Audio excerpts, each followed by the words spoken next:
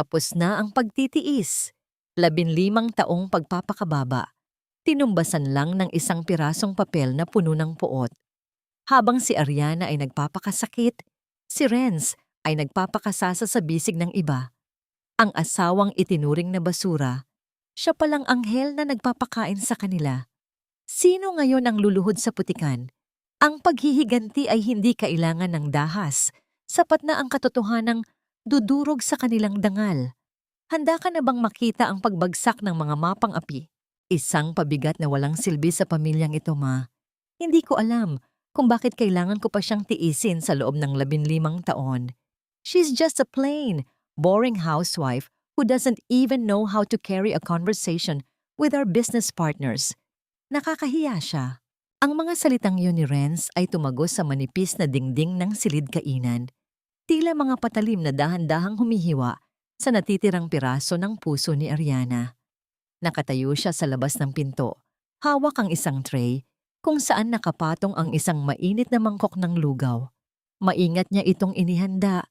Binalatan ang bawat hibla ng luya at hinayaang kumulo ang bigas hanggang sa maging malambot na malambot. Dahil alam niyang masama ang pakiramdam ni Doña Celina ngayong umaga. Kahit ang sarili niyang katawan ay nanginginig sa taas ng lagnat, pinilit ni Ariana na bumangon. Pinunasan niya ang sariling pawis at tiniis ang hilo para lamang masigurong may mainit na pagkain ang kanyang biyenan. Ngunit ang init ng singaw ng lugaw na tumatama sa kanyang muka ay tila naging yelo ng marinig ang sumunod na halakhak ni Doña Celina. I know, anak. If only you married someone like Kiara sooner, hindi sana tayo nagtitiyaga sa isang babaeng galing sa putikan. She should be grateful na pinatira natin siya rito.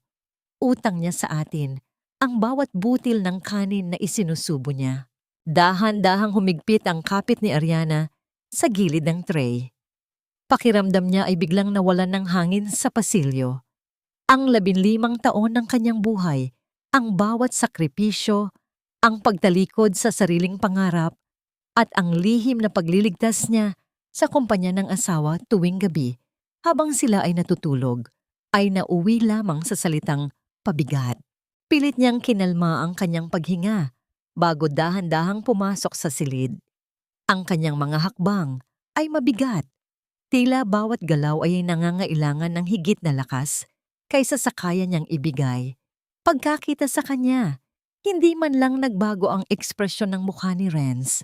Walang bakas ng pagsisisi, walang pag-aalala sa namumutlang mukha ng kanyang asawa. Sa halip, isang iritadong buntong hininga ang pinakawalan nito habang tinitingnan ang kanyang suot na lumang duster. Narito na ang lugaw ninyo, Mama. Mahinang sabi ni Ariana. Ang boses ay tila isang marupok na sinulid na malapit ng maputol. Inilapag niya ang mangkok sa harap ni Doña Celina. Ngunit bago pa man niya maiatras ang kanyang mga kamay, marahas na tinabig ng matanda ang tray. Ang mainit na lugaw ay tumapon sa sahig at ang ilan dito ay tumalsik sa namumulang balat ng kamay ni Ariana.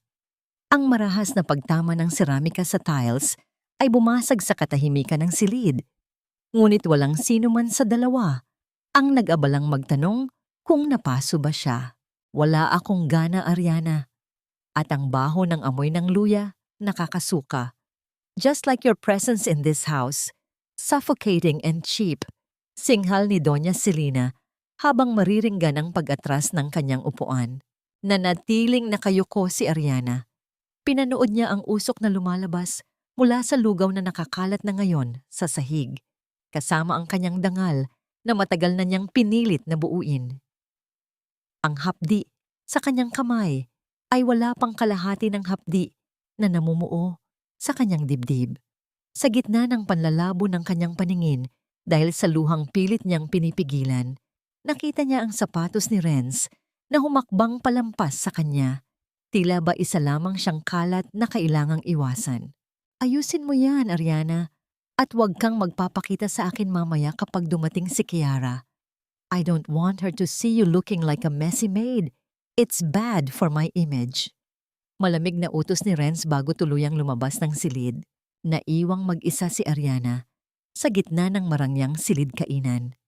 Dahan-dahan siyang lumuhod sa sahig para pulutin ang mga basag na piraso ng mangkok.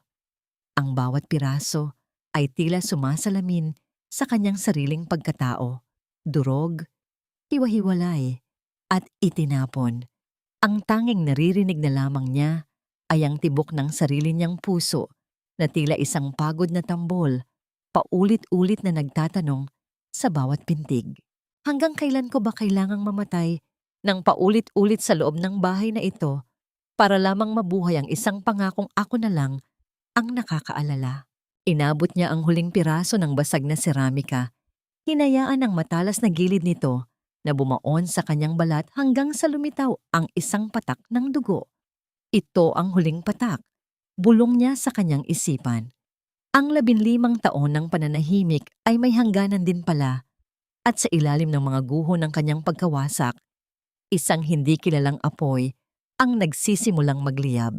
Ngunit bago pa man siya makatayo, narinig niya ang pagtunog ng kanyang cellphone sa bulsa ng duster. Isang mensaheng mula sa isang hindi nakarehistrong numero na naglalaman lamang ng 3 salita na magpapayanig sa buong mundo ng mga Salvador. Handa na ba ang lahat, ma'am? Ang bawat sulok ng mansyon ng mga Salvador ay tila nababalot ng ginto at kasinungalingan ngayong araw ng pista. Ang malakas na tugtugin ng orkestra sa hardin ay sumasabay sa malakas na tawanan ng mga piling panauhin, mga negosyante, politiko, at mga kilalang tao sa lipunan. Ngunit sa likod ng marangyang palamuti, sa madilim at mainit na kusina, tila kandilang unti-unting nauubos ang lakas ni Ariana. 15 oras na siyang nakatayo. Ang paso sa kanyang kamay mula sa natapong lugaw kaninang umaga ay nagsisimula ng mamaga. Ngunit wala siyang panahon para gamutin ito. Pinilit niyang isuot ang puting uniforme na ibinigay ni Doña Celina, isang unipormeng pangkatulong na sadyang pinasuot sa kanya para ipakita sa lahat kung ano ang tunay niyang pwesto sa bahay na yon. Bilisan mo ang pagkilos, Ariana. Huwag kang tatanga-tanga riyan, boses ni Doña Celina na tila latigo na pumapalo sa kanyang pandinig. Ang mga catering staff ay abala sa labas, kaya ikaw ang magsisilbi sa main table. At siguraduhin mong hindi ka titingin ng diretso sa mga bisita. Ayokong madungisan ng tingin nila dahil sa presensya mo. Opo, Mama, mahinang sagot ni Ariana habang binubuhat ang isang mabigat na tray ng mga mamahaling alak. Bawat hakbang niya ay parang paglalakad sa ibabaw ng mga bubog. Ang bigat ng tray ay nagpapanginig sa kanyang namamagang kamay. Bawat pintig ng kanyang sugat ay tila sumasabay sa malakas na bass ng musika sa labas. Paglabas niya sa malawak na salas, ang lahat ng mata ay tila naging mga matatalas na karayom. Naririnig niya ang mga bulungan ng mga donyang kaibigan ni Celina. Siya ba ang asawa ni Renz? Bakit mukhang katulong? I heard she's just a charity case from the province. Sayang si Renz. He deserves someone with class. Napagatlabi si Ariana. Pinanatili niya ang kanyang paningin sa sahig, sa makintab na tiles kung saan aninag ang kanyang sariling refleksyon. Isang babaeng pagod, lupaypay, at unti-unti nang nawawalan ng pag-asa. Ngunit ang tunay na dagok ay dumating nang bumukas ang malaking pinto ng mansyon. Pumasok si Renz. Suot ang kanyang kulay abong suit na nagmumukhang napaka-estilo. At sa kanyang braso, nakapulupot si Kiara. Suot ng dalaga ang isang pulang bestida na tila nagniningning sa ilalim ng mga chandelier. Mukha silang isang perpektong pares mula sa isang magazine habang si Ariana ay nakatayo sa gilid, hawak ang tray ng alak, tila isang anino na hindi dapat mapansin. Ladies and gentlemen, may I have your attention please? Malakas na anunsyo ni Renz. Itinaas niya ang kanyang baso ng champagne. Ang kanyang mukha ay puno ng kislap ng tagumpay na tila ba wala siyang asawang kasama sa loob ng bahay na yon. Tumigil ang musika. Ang lahat ng panauhin ay lumingon. Lumapit si Renz sa gitna. Hila-hila si Kiara, habang si Doña Celina ay nakatayo sa likuran nila na may mapagmalaking nangiti. Tonight is not just about the fiesta. It's about a new beginning for the Salvador Group And for my personal life, wika ni Renz habang nakatingin ng diretso kay Ariana, ang kanyang mga mata ay walang bakas ng pag-ibig, kundi puno ng puot at panunumbat. I have realized that staying in a marriage that doesn't inspire growth is a mistake. Isang pagkakamaling kailangang itama ngayon din. Bumitiw si Renz kay Kiara at kumuha ng isang kulay kayumangging sobre mula sa kanyang bulsa. Sa harap ng lahat ng tao, sa gitna ng katahimikang tila bumibingi sa buong mansyon, inihagis ni Renz ang mga papel sa paanan ni Ariana. Ang mga puting pahina ay kumalat sa sahig, tila mga pakpak ng ibong binaril sa himpapawid. Divorce papers, Ariana. Pirmahan mo yan ngayon din. Tapos na ang 15 taon ng pagtitiis ko sa'yo. I want you out of this house, out of my life, before the sun rises tomorrow. Ang boses ni Renz ay matigas, walang katiting na awa. Nabitawan ni Ariana ang tray na hawak niya. Ang mga basong kristal ay bumagsak sa sahig. Naglikha ng matatalas na ingay na tila sumasabay sa pagkabasag ng kanyang huling pag-asa. Ang alak ay dumanak sa sahig, humalo sa mga divorce papers na inihagis sa kanya. Ang mga bisita ay nagmamasid, ang ilan ay may awang nakikita, ngunit mas marami ang may mapanuring ngiti. Tila nanonood lamang ng isang teleserye sa telebisyon.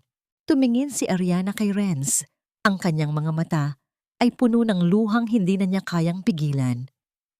Renz, sa harap ng lahat ng ito, bakit? Ngumisi si Kiara at lumapit. Dahan-dahang itinuon ang kanyang matutulis na takong sa isa sa mga papel na nakalat sa sahig.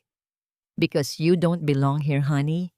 Ang basura, sa labas inilalagay, hindi sa loob ng palasyo, na puno ng tawanan ng paligid. Si Ariana ay nakatayo sa gitna ng mga basag na kristal at dumanak na alak. Ang kanyang kamay ay nanginginig habang nakatingin sa mga papel na magtatapos sa lahat ng kanyang sakripisyo. Ngunit sa ilalim ng matinding kahihiyan, isang alaala ang biglang pumasok sa kanyang isip. Ang kanyang ama, ang kanyang tunay na yaman, at ang kapangyarihang matagal na niyang itinatago sa ilalim ng kanyang duster. Tumingala si Ariana, hindi para magmakaawa, kundi para tingnan ang asawang matagal niyang minahal, ngunit hindi siya kailanman nakilala. Ito ba ang gusto mo, Renz? Tanong ni Ariana. Ang kanyang boses ay hindi na nanginginig. Ang mawala ako sa buhay mo? More than anything. Sagot ni Renz nang walang pag-aalinlangan.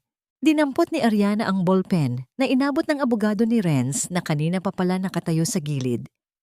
Sa isang mabilis na galaw, nilagdaan niya ang papel sa ibabaw ng nabasag na lamesa. Ngunit bago niya ibalik ang dokumento, isang kakaibang nangiti ang gumuhit sa kanyang labi. Isang nangiting hindi pa nila nakikita kailanman. Sana ay sapat ang yaman ninyo para bayaran ang magiging kapalit nito. Mahinang bulong ni Ariana na tila isang sumpa sa hangin. Bago pa man makasagot si Renz, biglang namatay ang lahat ng ilaw sa buong mansyon. Sa gitna ng kadiliman, isang pulang ilaw lamang ang kumislap mula sa suot na relo ni Ariana. Isang hudyat na ang unang ₱1 ay nagsimula na ring maglaho mula sa kaba ng mga Salvador. Ang katahimikan sa loob ng maliit na silid ni Ariana ay mas masakit pa kaysa sa malakas na tawanan sa labas. Habang ang mga huling panauhin ay nagpapaalam at ang ingay ng mga sasakyang umaalis ay unti-unting naglalaho, naiwang mag-isa ang babaeng 15 taong naglingkod sa bahay na yon. Wala siyang dalang malaking maleta. Ang tanging bitbit niya ay isang lumang kahon na gawa sa kahoy, ang huling alaala mula sa kanyang yumaong ama. Sa loob nito ay hindi mga alahas o ginto, kundi mga lumang notebook na puno ng mga formula at plano na naging pundasyon ng tagumpay ng mga Salvador. Nang hindi nila nalalaman, dahan-dahan niyang hinaplos ang magaspang na ibabaw ng kahon. Ang bawat gasgas dito ay tila isang sugat sa kanyang gunita. Sa bawat gabi na si Renz ay nasa labas at nagpapakasaya, si Ariana ay narito. Nagtatrabaho sa ilalim ng malamlam na ilaw para siguraduhing hindi babagsak ang kumpanya. Ngunit ngayon, ang lahat ng iyon ay itatapon na lamang na parang isang basahan. Bumukas ang pinto ng walang katok.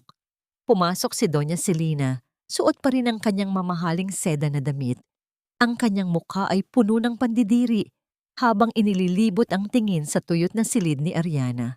Huwag mong subukang magpuslit ng kahit anong gamit mula sa mansyong ito, Ariana. Ang boses ng matanda ay tila yelong dumidikit sa balat. Ang lahat ng suot mo, ang lahat ng kinain mo, ay galing sa bulsa ng anak ko. Iwan mo ang mga alahas na ibinigay namin sa iyo. Bagamat alam kong wala namang halaga ang mga yon kumpara sa kahihiyang ibinigay mo sa amin ngayong gabi. Tumayo si Ariana, yakap ang kanyang kahoy na kahon. Wala akong kukunin na hindi sa akin, Mama. Ang lahat ng mahahalaga sa bahay na ito ay matagal ko nang ibinigay sa inyo. Pero mukhang hindi ninyo alam kung paano pahalagahan ang mga bagay na libreng ibinibigay. Isang mapait na tawa ang pinakawalan ni Doña Celina. Kumuha siya ng isang pirasong papel mula sa kanyang pitaka at inihagis ito sa kama ni Ariana. Isang tsekeng nagkakahalaga ng 1,000,000 peso. Ayan, 1,000,000 peso. Isipin mo na lang na iyan ang kabayaran sa 15 taon mong pagiging katulong, tagaluto, at asawa sa papel ni Renz. Huwag ka nang magpapakita sa amin kailanman. Sa oras na lumabas ka sa pintong yan, burado na ang pangalan mo sa pamilyang ito. Tiningnan ni Ariana ang tseke. Para sa mga Salvador, ang 1,000,000 ay barya lamang.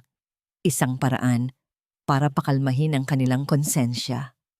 Hindi nila alam na sa bawat segundo na lumilipas, ang mga investment na hawak ni Ariana ay unti-unti nang humihigop ng 10 beses na higit pa sa halagang yan mula sa kanilang mga bank accounts.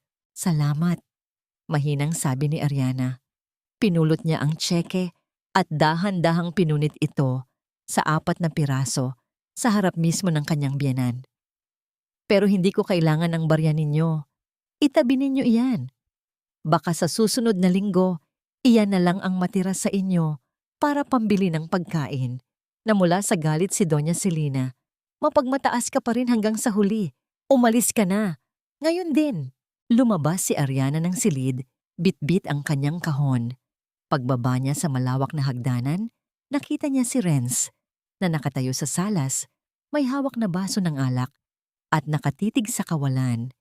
Hindi man lang ito lumingon nang marinig ang kanyang mga hakbang. Ang lalaking pinangakuan niya ng habambuhay ay hindi man lang kayang magbigay ng isang huling sulyap ng paggalang. Sa labas ng mansyon, nagsimulang pumatak ang ulan. Sa simula ay maliliit na buti lamang ito na humahalik sa mainit na semento, ngunit mabilis itong naging isang malakas na buhos na tila nakikiramay sa bigat ng nararamdaman ni Ariana. Hindi siya tumakbo, hindi siya naghahanap ng masisilungan. Hinayaan niyang mabasa ang kanyang manipis na duster. Hinayaan niyang tangay ng tubig ang lahat ng sakit, ang lahat ng alikabok ng 15 taong pagtitiis. Sa bawat hakbang niya palayo sa malaking gate ng mga Salvador, ang bawat patak ng ulan ay tila naghuhugas sa kanyang pagkatao. Ang lamig na nanunuot sa kanyang mga buto ay hindi nakapigil sa init na nagmumula sa kanyang kalooban.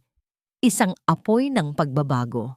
Tumigil siya sa dulo ng kalsada at lumingon sa huling pagkakataon. Ang mansyon ay nagniningning sa gitna ng kadiliman, tila isang toreng gawa sa ginto. Ngunit alam ni Ariana, ang hindi nila alam. Ang pundasyon ng toreng iyon ay gawa sa kanyang mga sakripisyo at dahil wala na siya, ang buong istruktura ay nagsisimula na ring mabulok mula sa loob. Isang itim na sasakyan ang dahan-dahang tumigil sa kanyang tapat. Bumukas ang pinto at isang lalaking nakasuit ang lumabas. Mabilis na pinayungan si Ariana. Ma'am Ariana, basang-basa na po kayo. Handa na po ang flight ninyo patungong New York bukas ng umaga. Sabi ng lalaki sa boses na puno ng paggalang. Tumango si Ariana. Sumakay siya sa sasakyan, Hindi na tinitingnan ang bahay na minsan niyang tinawag na tahanan. Habang umaandar ang sasakyan palayo, binuksan niya ang kanyang lumang kahon. Sa loob, isang maliit na screen ng tablet ang umilaw. Nagpapakita ng isang graph na mabilis na bumabagsak patungong pula. "Renz, Mama, hindi ninyo ako pinalayas," bulong ni Ariana sa sarili habang pinapanood ang paglayo ng mga ilaw ng mansyon. "Pinalaya ninyo ang tanging taong nagpapanatili sa inyong nakatayo. Ngayon, panoorin ninyo kung paano gumuho ang inyong mundo sa ilalim ng sarili ninyong kasakiman." Ang huling nakita ni Ariana bago tuluyang lumayo ang sasakyan ay ang pagpatay ng mga ilaw sa gate ng mansyon, isang simbolo na ang gabi ng mga Salvador ay nagsisimula pa lamang at hindi na sila muling makakakita ng umaga hanggat hindi nila nararanasan ang dilim na ibinigay nila sa kanya. Sa loob ng isang maliit at payapang silid sa isang hindi kilalang hotel sa Maynila, nakaupo si Ariana sa harap ng isang laptop. Malayo ang kanyang hitsura ngayon sa babaeng nakaduster at mukhang katulong na pinalayas sa mansyon kagabi. Bagamat bakas pa rin sa kanyang mga mata, ang puyat at pagod, may kakaibang linaw at talas na ang kanyang paningin. Ang tanging liwanag sa silid ay nagmumula sa asul na kislap ng monitor na nagpapakita ng libu-libong numero at graph na mabilis na gumagalaw. Sa tabi ng kanyang computer ay ang lumang kahon ng kanyang ama. Dahan-dahan niya itong binuksan at kinuha ang isang kupas na litrato. Doon ay makikita ang kanyang ama, si Dr. Alberto Villarreal, isang henyo sa larangan ng agrikultura at teknolohiya, kasama ang isang lalaking may mabait na muka, si Don Mateo Salvador, ang ama ni Renz. Tila bumalik ang kanyang gunita sa huling gabi bago pumanaw si Don Mateo, 15 taon na ang nakalilipas. Hawak ng matanda ang kanyang kamay. Ang boses ay nanginginig at puno ng pagsusumamo. Nakiusap ito sa kanya na huwag pababayaan ang mga Salvador dahil alam ng matanda na ang kanyang asawang si Selena at anak na si Renz ay walang alam sa pagpapatakbo ng yaman at madaling mabulag ng kasakiman. Dahil sa utang na loob ng kanyang ama kay Don Mateo, nangako si Ariana. Tinupad niya iyon sa loob ng 15 taon. Siya ang utak sa likod ng bawat matagumpay na kontrata. Siya ang nag-aayos ng mga butas sa pananalapi na nililikha ng luho ni Selena. At siya ang tahimik na nagmamanipula ng stocks para manatiling matatag ang pangalan ng mga Salvador. Ginawa niya ang lahat ng iyon habang tinitiis ang bawat sampal, bawat mura, at bawat pagpapahiya. Ngunit kagabi, nang pirmahan niya ang divorce papers, ang pangakong yun ay tuluyan ng naputol. Hindi siya ang bumitaw. Sila ang nagtaboy sa tanging pader na pumoprotekta sa kanila mula sa bagyo. "Tinupad ko ang pangako ko, Don Mateo," bulong ni Ariana sa hangin. Ang boses ay puno ng pait at paglaya. "Pero ang mga buhay na nanakit sa akin ay hindi nasakop ng proteksyon ko." Inilagay ni Ariana ang kanyang mga daliri sa keyboard. Ang bawat pindot niya ay tila isang tibok ng pusong naghahanda para sa isang malaking pagbabago. Pumasok siya sa isang encrypted na website na may titulong Project Phoenix. Ito ang network ng mga offshore accounts at investments na siya mismo ang nagtayo gamit ang sarili niyang talino at ang kaunting puhunan na naiwan ng kanyang ama. Sa loob ng maraming taon, ang mga investment na ito ang nagsisilbing life support ng Salvador Group. Kapag malapit na silang mabangkarote, lihim na naglilipat ng pondo si Ariana para maisalba sila. Ngayon, gagawin niya ang kabaligtaran. Tiningnan niya ang graph ng Salvador Group sa stock market. Kulay berde pa ito, nagniningning sa taas dahil naniniwala pa ang publiko na matatag ang kumpanya. Isang mapait na ngiti ang gumuhit sa labi ni Ariana. "Renz, akala mo ba ay talino mo ang nagdala sa iyo sa itaas?" ani Ariana habang tinititigan ang litrato ng asawa sa isang news article sa screen. Ngayon, tignan natin kung paano kalilipad ng wala ang iyong mga pakpak. Sa isang mabilis at tiyak na pagpindot sa enter key, Inutos ni Ariana ang sabay-sabay na pag-pull out ng lahat ng kanyang assets mula sa Salvador Group. Ang bilyon-bilyong peso na nagsisilbing pundasyon ng kanilang kumpanya ay nagsimulang dumaloy palabas, tila tubig na mabilis na tumatagas mula sa isang basag na dam. Kasabay nito, nagpadala siya ng isang maikling email sa lahat ng mga pangunahing investor at supplier ng mga Salvador. Walang pangalan ng email, ngunit naglalaman ito ng mga ebidensya ng mga lihim na utang at maling desisyon ni Renz na matagal na niyang itinatago. Hindi nagtagal, nakita ni Ariana ang unang pagbabago sa screen. Ang kulay berdeng linya ng Salvador Group ay biglang tumigil, nanginig, at dahan-dahang bumaba. 1%, 2%, 5%. Sa mundo ng malalaking negosyo, ang 5% pagbagsak sa loob ng ilang minuto ay isang malaking babala ng sakuna. Sumandal si Ariana sa kanyang upuan, pinapanood ang bawat pagbaba ng numero. Walang galit sa kanyang mukha, tanging isang malalim na katahimikan. Ang 15 taon ng pighati ay hindi mababayaran ng pera, ngunit ang makita, ang pagguho ng kahariang itinayo sa kanyang mga luha ay isang uri ng katarungang matagal na niyang hinihintay. Biglang tumunog ang kanyang telepono, isang alerto mula sa system. Ang bank account ni Doña Celina na direktang nakatali sa isa sa mga trust funds na pinamamahalaan ni Ariana ay automatikong na-freeze dahil sa kakulangan ng maintaining balance. Sa kabilang dako ng lungsod, sa loob ng isang mamahaling restaurant kung saan nagdiriwang sina Renz, Doña Celina at Kera, ang lahat ay tila perpekto. Ngunit sa ilalim ng mesa, ang unang alon ng tsunami ay paparating na. Isang mensahe ang lumitaw sa laptop ni Ariana mula sa kanyang private investigator. Naka-check-in na sila sa isang luxury hotel sa New York para sa kanilang bakasyon. Ginamit nila ang corporate credit card. Pinunasan ni Ariana ang isang luhang tumakas mula sa kanyang mata, hindi dahil sa lungkot, kundi dahil sa wakas ay malaya na siya. Ipinikit niya ang kanyang laptop at tumayo, lumakad patungo sa bintana para panoorin ang pagsikat ng araw. Magsaya kayo sa New York, Renz, bulong niya habang nakatingin sa abot-tanaw. Dahil paggising ninyo bukas, hindi na ninyo pag-aari kahit ang hangin na nilalanghap ninyo. Ang katahimikang bumalot sa mansyon ng mga Salvador kinabukasan ay hindi katulad ng mga nakaraang umaga. Wala ang ingay ng pinggan sa kusina, wala ang amoy ng bagong luto na kape, at wala ang figura ng babaeng laging nakayuko na naghihintay sa bawat utos. Sa unang pagkakataon sa loob ng 15 taon, ang bahay ay tila nawala ng tibok ng puso. Ariana, nasaan na ang kape ko? Kanina pa ako naghihintay. Sigaw ni Renz habang pababa ng hagdan, bitbit ang kanyang mamahaling leather briefcase. Nakagawian na niyang sumigaw at asahan na lilitaw ang kanyang asawa mula sa kung saan bitbit ang lahat ng kanyang kailangan. Ngunit walang sumagot. Tanging ang sarili niyang boses ang bumalik sa kanya.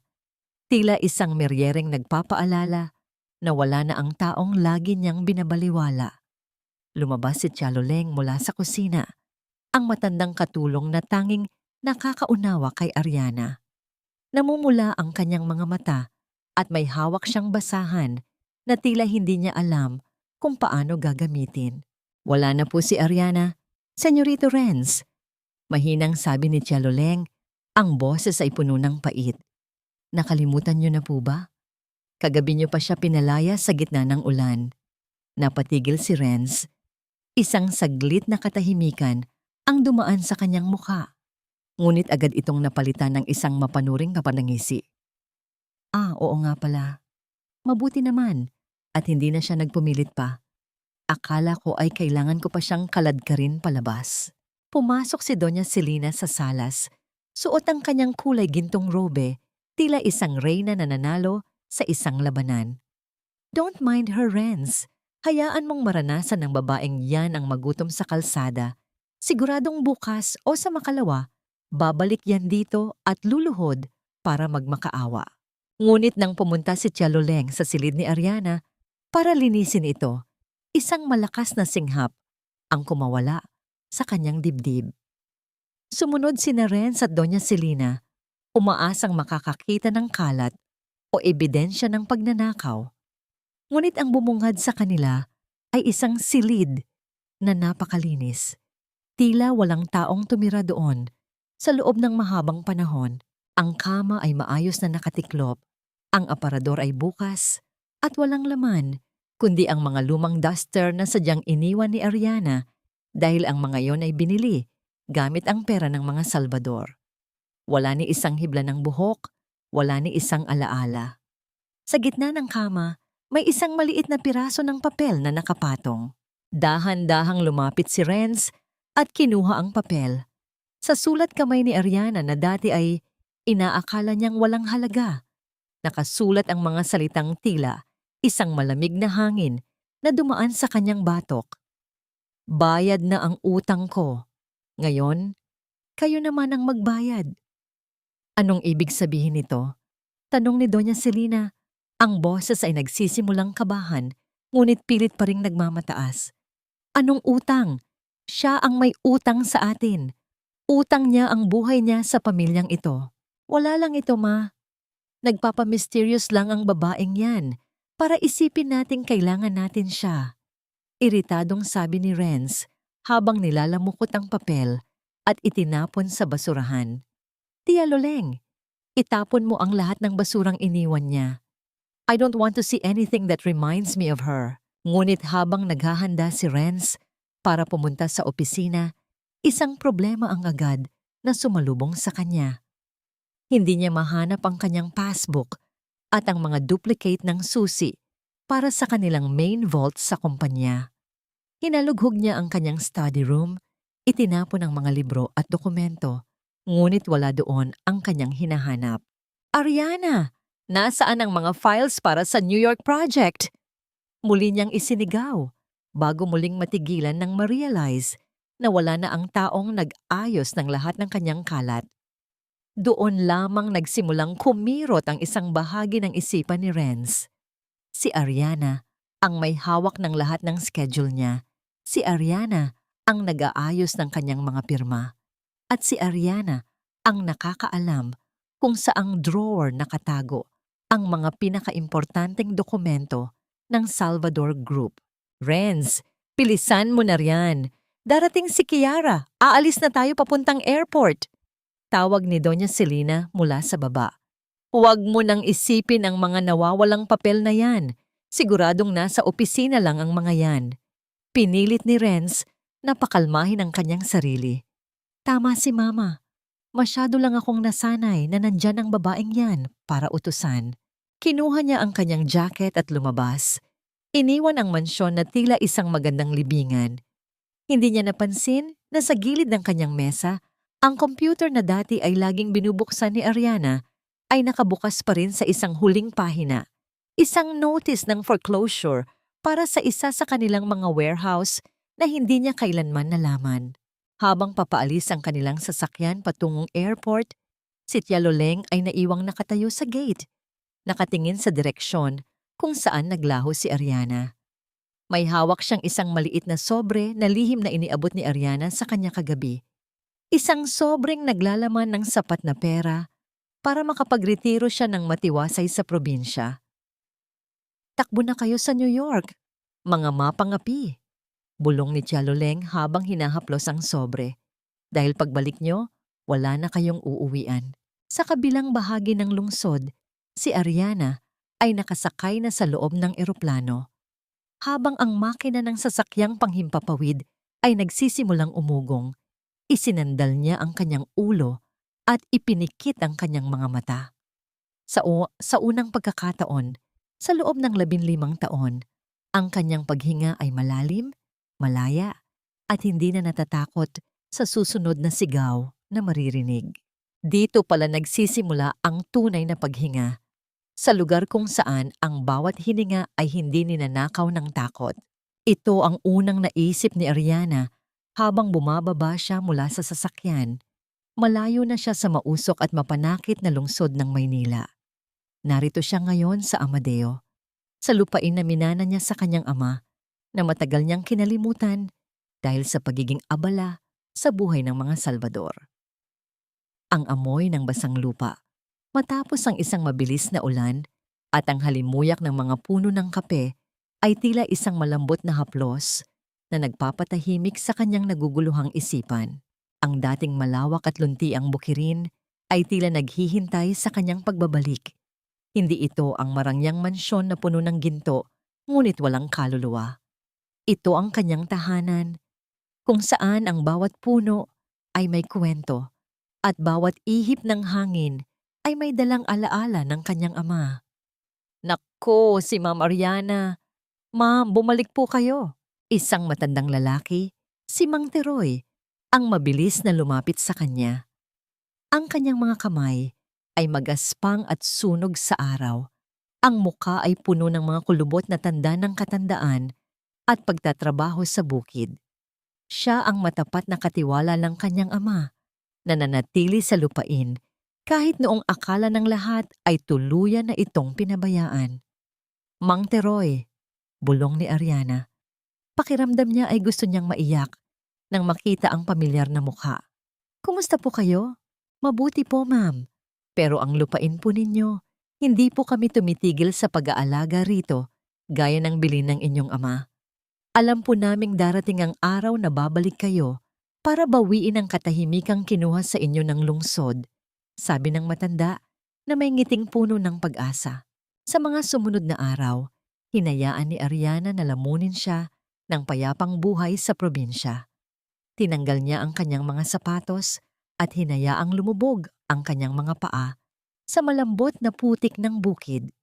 Hinawakan niya ang mga dahon, nakipag-usap sa mga magsasaka at tumulong sa pag-aani ng mga butil ng kape. Ang kanyang namamagang kamay, ang sugat na nakuha niya mula sa mainit na lugaw ni Doña Celina ay dahan-dahang gumagaling. Hindi na ito kasing hapdi ng dati. Ang bawat pagdampi ng kanyang mga daliri sa malamig na lupa ay tila isang gamot na humihigop sa lahat ng pait at puot na naipon sa kanyang dibdib sa loob ng 15 taon. Dito, siya ay hindi isang pabigat. Dito, siya ang anak ni Dr. Alberto, ang babaeng kinikilala ang talino at malasakit. Napagtanto niya na ang kanyang halaga ay hindi kailanman nakadepende sa kung gaano siya kamahal ni Renz, kundi sa kung gaano niya kayang mahalin ang kanyang sarili at ang lupang kinalakihan. Isang hapon, habang nakaupo si Ariana sa beranda ng kanilang lumang bahay na bato at pinapanood ang paglubog ng araw, narinig niya ang tunog ng mga yabag sa tuyong dahon. Hindi ito ang mabigat na hakbang ng mga magsasaka. Ito ay isang maayos at mabilis na lakad. Isang lalaki ang lumitaw mula sa mga puno. Suot nito ang isang simpleng puting polo at maong, ngunit ang tindig nito ay nagpapakita ng awtoridad at katalinuhan. Siya si Gabriel, ang tapat na abogado at kaibigan ng kanyang ama na matagal na ring naghihintay sa kanyang pagbabalik. Masyado ka nang nasanay sa amoy ng kape, Ariana. Panimula ni Gabriel, ang boses ay malalim at may halong paghanga. Baka makalimutan mo nang may mga taong kailangang maturuan ng leksyon sa kabilang panig ng mundo. Tumingin si Ariana kay Gabriel. Ang katahimikan sa kanyang paligid ay tila nagbigay sa kanya ng bagong lakas. Ang malungkot na mata ni Ariana kagabi ay wala na. Ang pumalit ay ang matatalas na tingin ng isang babaeng alam na ang kanyang susunod na hakbang. Hindi ko sila nakakalimutan, Gabriel, sagot ni Ariana habang dahan-dahang itinitiklop ang kanyang mga manggas. Hinayaan ko lang na huminga ang puso ko bago ko ito gawing bato para sa kanila. Lumapit si Gabriel at may inabot na isang makapal na folder. Ang Salvador Group ay nasa bingit na ng kaguluhan. Naghahanap na sila ng bagong investor sa New York dahil nag-pull out na ang lahat ng malalaking bangko rito. Bukas ang kanilang huling pagkakataon para maisalba ang kumpanya. Hinawakan ni Ariana ang folder. Ang lamig ng papel ay tila nagpaalala sa kanya ng gabi ng pista. Tumingin siya sa malayo, sa direksyon kung saan unti-unting nawawala ang liwanag ng araw. Handa ka na ba, Ariana? Tanong ni Gabriel. Handa ka na bang harapin sila sa New York at ipakita kung sino talaga ang babaeng itinapon nila sa ulan? Isang tipid na ngiti ang sumilay sa mga labi ni Ariana. Isang yan ngiting may dalang pangako ng katarungan. Handa na ako, Gabriel. Oras na para malaman nila na ang lupang itinapaktapakan nila ay ang lupang lalamon sa kanila. Ang kinang ng Fifth Avenue sa New York ay tila mga hiyas na nagkalat sa kalsada, nakakasilaw at nangangako ng lahat ng karangyaan sa mundo. Para kay Renz at Kiara, ito ang paraiso na matagal na nilang pangarap, isang buhay na malayo sa mapunuring mata ng lipunan sa Maynila. At higit sa lahat, malayo sa boring na anino ni Ariana. Renz, look at this! This bag would look perfect on me. Wika ni Kiara habang nakaturo sa isang mamahaling butik. Ang kanyang boses ay puno ng kislap, tila isang batang nakapasok sa isang tindahan ng candy. And I think your mom would love that silk scarf too. Bilhin na natin lahat, please. Nakaakbay si Renz sa kanya. Suot ang isang mamahaling coat na tila ba siya ang hari ng lungsod. Anything for you, babe? Ngayong wala na ang pabigat sa buhay natin, we can finally live the way we deserve. Hindi na natin kailangang magtipid o makinig sa mga sermon tungkol sa investment at budget. Sa likuran nila, si Doña Celina ay abala sa pagtingin sa sariling refleksyon sa mga malalaking salamin ng mga gusali. Ang kanyang mukha ay puno ng pagmamalaki. Sabi ko naman sa iyo, Renz, ang swerte ay dumarating kapag tinatapon ang mga malas sa buhay. Look at us now, enjoying the finest things in New York, habang siguro ay namamalimos na ang babaeng yon sa kalsada. Pumasok sila sa loob ng butik, na tila sila ang nagmamay-ari ng buong gusali. Ang bawat hakbang ni Renz at Kiara ay puno ng kayabangan. Hindi man lang pinapansin ng mga sales associate na yumuyukod sa kanila. Kumuha sila ng kung ano-anong gamit, mga sapatos na gawa sa balat ng buwaya, mga relong nagniningning sa diamante, at mga damit na ang halaga ay katumbas na ng sahod ng isang ordinaryong manggagawa sa loob ng isang taon. I'll take everything, sabi ni Renz nang makarating sila sa counter. Ang boses ay sadyang nilakasan para marinig ng ibang mga mamimili. Inilabas niya ang kanyang itim na credit card, ang black card na simbolo ng kanyang kapangyarihan at yaman. Inabot ng sales associate ang card nang may matamis na ngiti. Ngunit nang iswipe ito sa makina, ang inaasahang tunog ng pag-apruba ay hindi narinig. Sa halip, isang mapurol at nakakabahalang pulang ilaw ang lumitaw sa maliit na screen. Muling sinubukan ng empleyado ang card, ngunit ang resulta ay ganoon pa rin.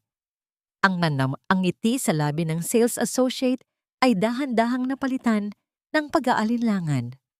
I'm sorry, sir, but the transaction was declined. Malumanay ngunit diretsong sabi ng empleyado. Napakunot ang noo ni Renz. Declined? Imposible. Baka sira lang ang makina ninyo. Subukan mo ulit. Sinubukan ko na po ng 3 beses, sir. Ang sabi po rito ay, transaction not authorized ng inyong bangko. Paliwanag ng lalaki na ngayon ay tinitingnan na ang card ni Renz nang may paghihinala. Renz, anong nangyayari? Tanong ni Doña Celina. Ang boses ay nagsisimula ng tumaas dahil sa pagkairita. Nakakahiya naman ito. Bakit ang tagal? Wait, ma. May problema lang yata sa linya. Sagot ni Renz, bagamat nararamdaman na niya ang unang patak ng pawis sa kanyang likuran. Inilabas niya ang isa pang card mula sa kanyang pitaka. Subukan mo ito. Ito ang corporate card ng kumpanya namin. Muling dumaan ang card sa makina. Ang bawat segundo ng paghihintay ay tila naging oras para kay Renz. Ang katahimikan sa loob ng butik ay naging nakakabingi. At muli, ang pulang ilaw ay kumislap, tila isang babala ng paparating na sakuna. Sir, declined din po ito. In fact, ang sabi po rito ay ang account ay naka-freeze. Sabi ng empleyado, ang boses ay wala na ngayong halong paggalang. Nagsisimula na ring magbulungan ng ibang mga panauhin sa loob ng tindahan. Ang kanilang mga mata ay nakatuon sa tatlong Pilipinong. Kanina lang ay mukhang hari ngunit ngayon ay tila mga nagnanakaw na nahuli sa akto. Anong freeze? Hindi niyo ba kilala kung sino ako? Sigaw ni Renz. Ang kanyang mukha ay naging kasing pula ng ilaw sa makina. Ngunit bago pa siya makapagsalita pa, ang kanyang cellphone ay biglang uminit sa kanyang bulsa dahil sa sunod-sunod na mga notification. Binuksan niya ang kanyang phone at doon ay bumungad sa kanya ang isang serye ng mga email at text messages mula sa kanyang bangko sa Maynila. Ang lahat ng kanyang accounts, pati na ang mga pondo ng Salvador Group na inaasahan niyang gagamitin sa New York, ay nawalan ng laman. Ang balanse ay nagpapakita ng zero, isang malaking itim na butas na humigop sa lahat ng kanilang kinabukasan. Renz, bakit hindi mo magamit ang card? Inis na tanong ni Kiara. Ang kanyang magandang muka ay napalitan ng galit dahil sa pagkapahiya. Sabi mo ay bibilin natin lahat ito. Nanginginig ang mga kamay ni Renz habang tinititigan ang screen ng kanyang telepono. Sa gitna ng kanyang pagkalito, isang huling email ang pumasok. Isang mensahe mula sa isang hindi kilalang sender na may kalakip na larawan. Ang larawan ay ang kanyang sariling lagda sa divorce papers na pinirmahan ni Ariana. Ngunit sa ilalim nito ay may mga maliliit na letra na hindi niya binasa kagabi. Isang waiver na naglilipat ng lahat ng kontrol ng kumpanya pabalik sa tunay na may-ari ng pondo kapag natapos na ang kanilang kasal. Hindi maaari ito. Bulong ni Renz, ang boses ay halos hindi marinig. Ang babaeng iyon, anong ginawa niya? Sir, kailangan po ninyong ibalik ang mga gamit o magbayad sa ibang paraan. Muling sabi ng sales associate na ngayon ay senyales na sa security guard na lumapit sa kanila.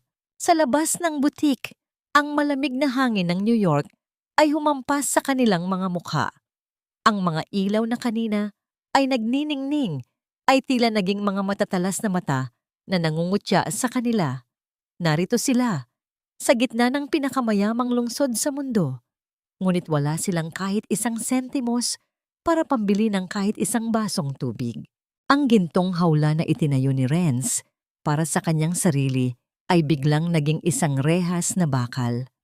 At sa kabilang bahagi ng mundo, sa isang payapang bukid sa Amadeo, isang babae ang dahan-dahang humihigop ng kanyang kape habang pinapanood ang pagbagsak ng bawat butil ng ulan. Ang ulan na maghuhugas sa lahat ng dumi ng nakaraan. Ang bawat buntong hininga ni Renz ay tila nagiging usok sa malamig na hangin ng New York. Nakatayo sila sa gilid ng bangketa, napapaligiran ng mga mamahaling paper bags na walang laman, habang ang mga tao ay naglalakad palampas sa kanila na tila ba sila ay mga estatwang bato na humaharang sa daan. Renz, gawin mo ang paraan. This is so embarrassing. Pinagtitinginan na tayo ng mga tao rito.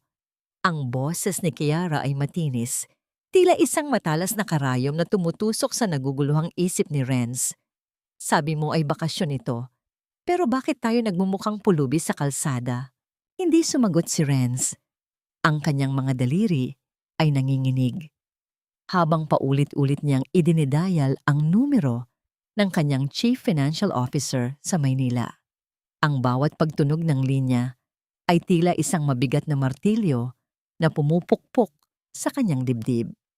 Sa wakas, matapos ang ilang mahabang sandali, sinagot din ang tawag. Ano ang nangyayari sa accounts ko, Mr. Valdez? Bakit declined ang lahat ng cards ko rito sa New York? Sigaw ni Renz, hindi na alintana ang mga dumadaang dayuhan. Sir Renz! Salamat at tumawag kayo. Ang boses ni Mr. Valdez ay puno ng takot at pagod. Kagabi pa po kami rito sa opisina. May malaking problema po. Ang lahat ng pondo mula sa Project Phoenix, ang perang nagpapatakbo sa ating main operations, bigla pong nawala. It was pulled out within minutes of the market opening. Nanlambot ang mga tuhod ni Renz. Pulled out. Sino ang nag-pull out? Walang ibang may access sa pondo na yon kundi ako. Iyon po ang problema, sir. Matapos ninyong pirmahan ang huling dokumento kagabi, ang system ay nag-update. Ang beneficiary ng pondo ay hindi na ang Salvador Group. Ang lahat ng assets ay bumalik sa isang private trust na ang tanging may-ari ay si Ma'am Ariana. Parang gumuho ang langit sa ibabaw ni Renz. Ang mga salita ni Mr. Valdez ay tila isang malakas na sampal na nagpagising sa kanya mula sa isang mahabang panaginip. Si Ariana? Imposible! Isang housewife lang siya. Wala siya niyang alam sa negosyo. Sir, nagkakamali po kayo. Ang boses ni Mr. Valdez ay may halong paghanga na hindi na itatago. Siya po ang nagmamaniobra ng lahat ng ito sa loob ng 15 taon. Ang bawat tagumpay natin, ang bawat kumpanyang naisalba natin, siya po ang nasa likod ng lahat ng yon. At ngayong wala na siya, ang lahat ng creditors natin ay nagsasagawa na ng mass pull-out. Wala na tayong pambayad sa utang, sir. Ang kumpanya ay opisyal na itong bangkarote. Nabitiwan ni Renz ang kanyang telepono. Ang tunay na katotohanan ay tila isang malaking baha na lumulunod sa kanya. Ang 15 taon ng pagmamataas niya ay nakatayo lamang pala sa mga balikat ng babaeng itinuring niyang basura. Renz, anong sabi? Bakit ganyan ang mukha mo? Tanong ni Doña Celina. Ang kanyang kamay ay nakahawak sa braso ng anak habang ang kanyang mga mata ay puno ng kaba. Wala na ma, bulong ni Renz. Ang boses ay tila isang tuyong dahon na hinahangin. Wala na ang lahat. Si Ariana, siya pala ang may-ari ng lahat ng perang ginagastos natin. Pinirmahan ko ang sarili nating kamatayan kagabi. Bago pa man makasigaw si Doña Celina, isang itim na sasakyan ang huminto sa kanilang harapan. 2 lalaking nakauniporme ng hotel ang lumabas, bitbit ang kanilang mga maleta. Ang mga maletang puno ng mga mamahaling gamit na dinala nila mula sa Maynila. Excuse me, Mr. Salvador, sabi ng manager ng hotel na sumunod sa kanila. Ang mukha ay seryoso at walang bakas ng pag-unawa. Ang inyong reservation sa aming presidential suite ay kinansela na dahil sa hindi pagbabayad ng inyong kumpanya. At ayon sa aming records, ang lahat ng inyong gamit ay kailangang i-hold bilang collateral hanggang sa mabayaran ninyo ang inyong bill mula kagabi. Anong hold? Ang mga gamit ko na yan ay nagkakahalaga ng milyon-milyon. Sigaw ni Kiara, pilit na inaagaw ang kanyang maleta. Ngunit mabilis siyang hinarangan ng security guard. I'm sorry ma'am, ngunit ang batas ng hotel ay kailangang sundin. Diretsong sagot ng manager. Maari na kayong umalis. Ang inyong mga susi ay deactivated na rin. Naiwan silang 3 sa kalsada. Bitbit lamang ang suot nilang mga damit at ang kanilang mga pitakang walang laman.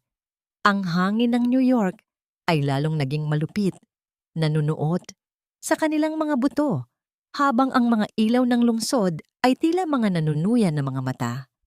Sa gitna ng katahimikan ng kanilang pagkagulat, isang puting sobre ang inabot sa kanila ng isa sa mga bellboy.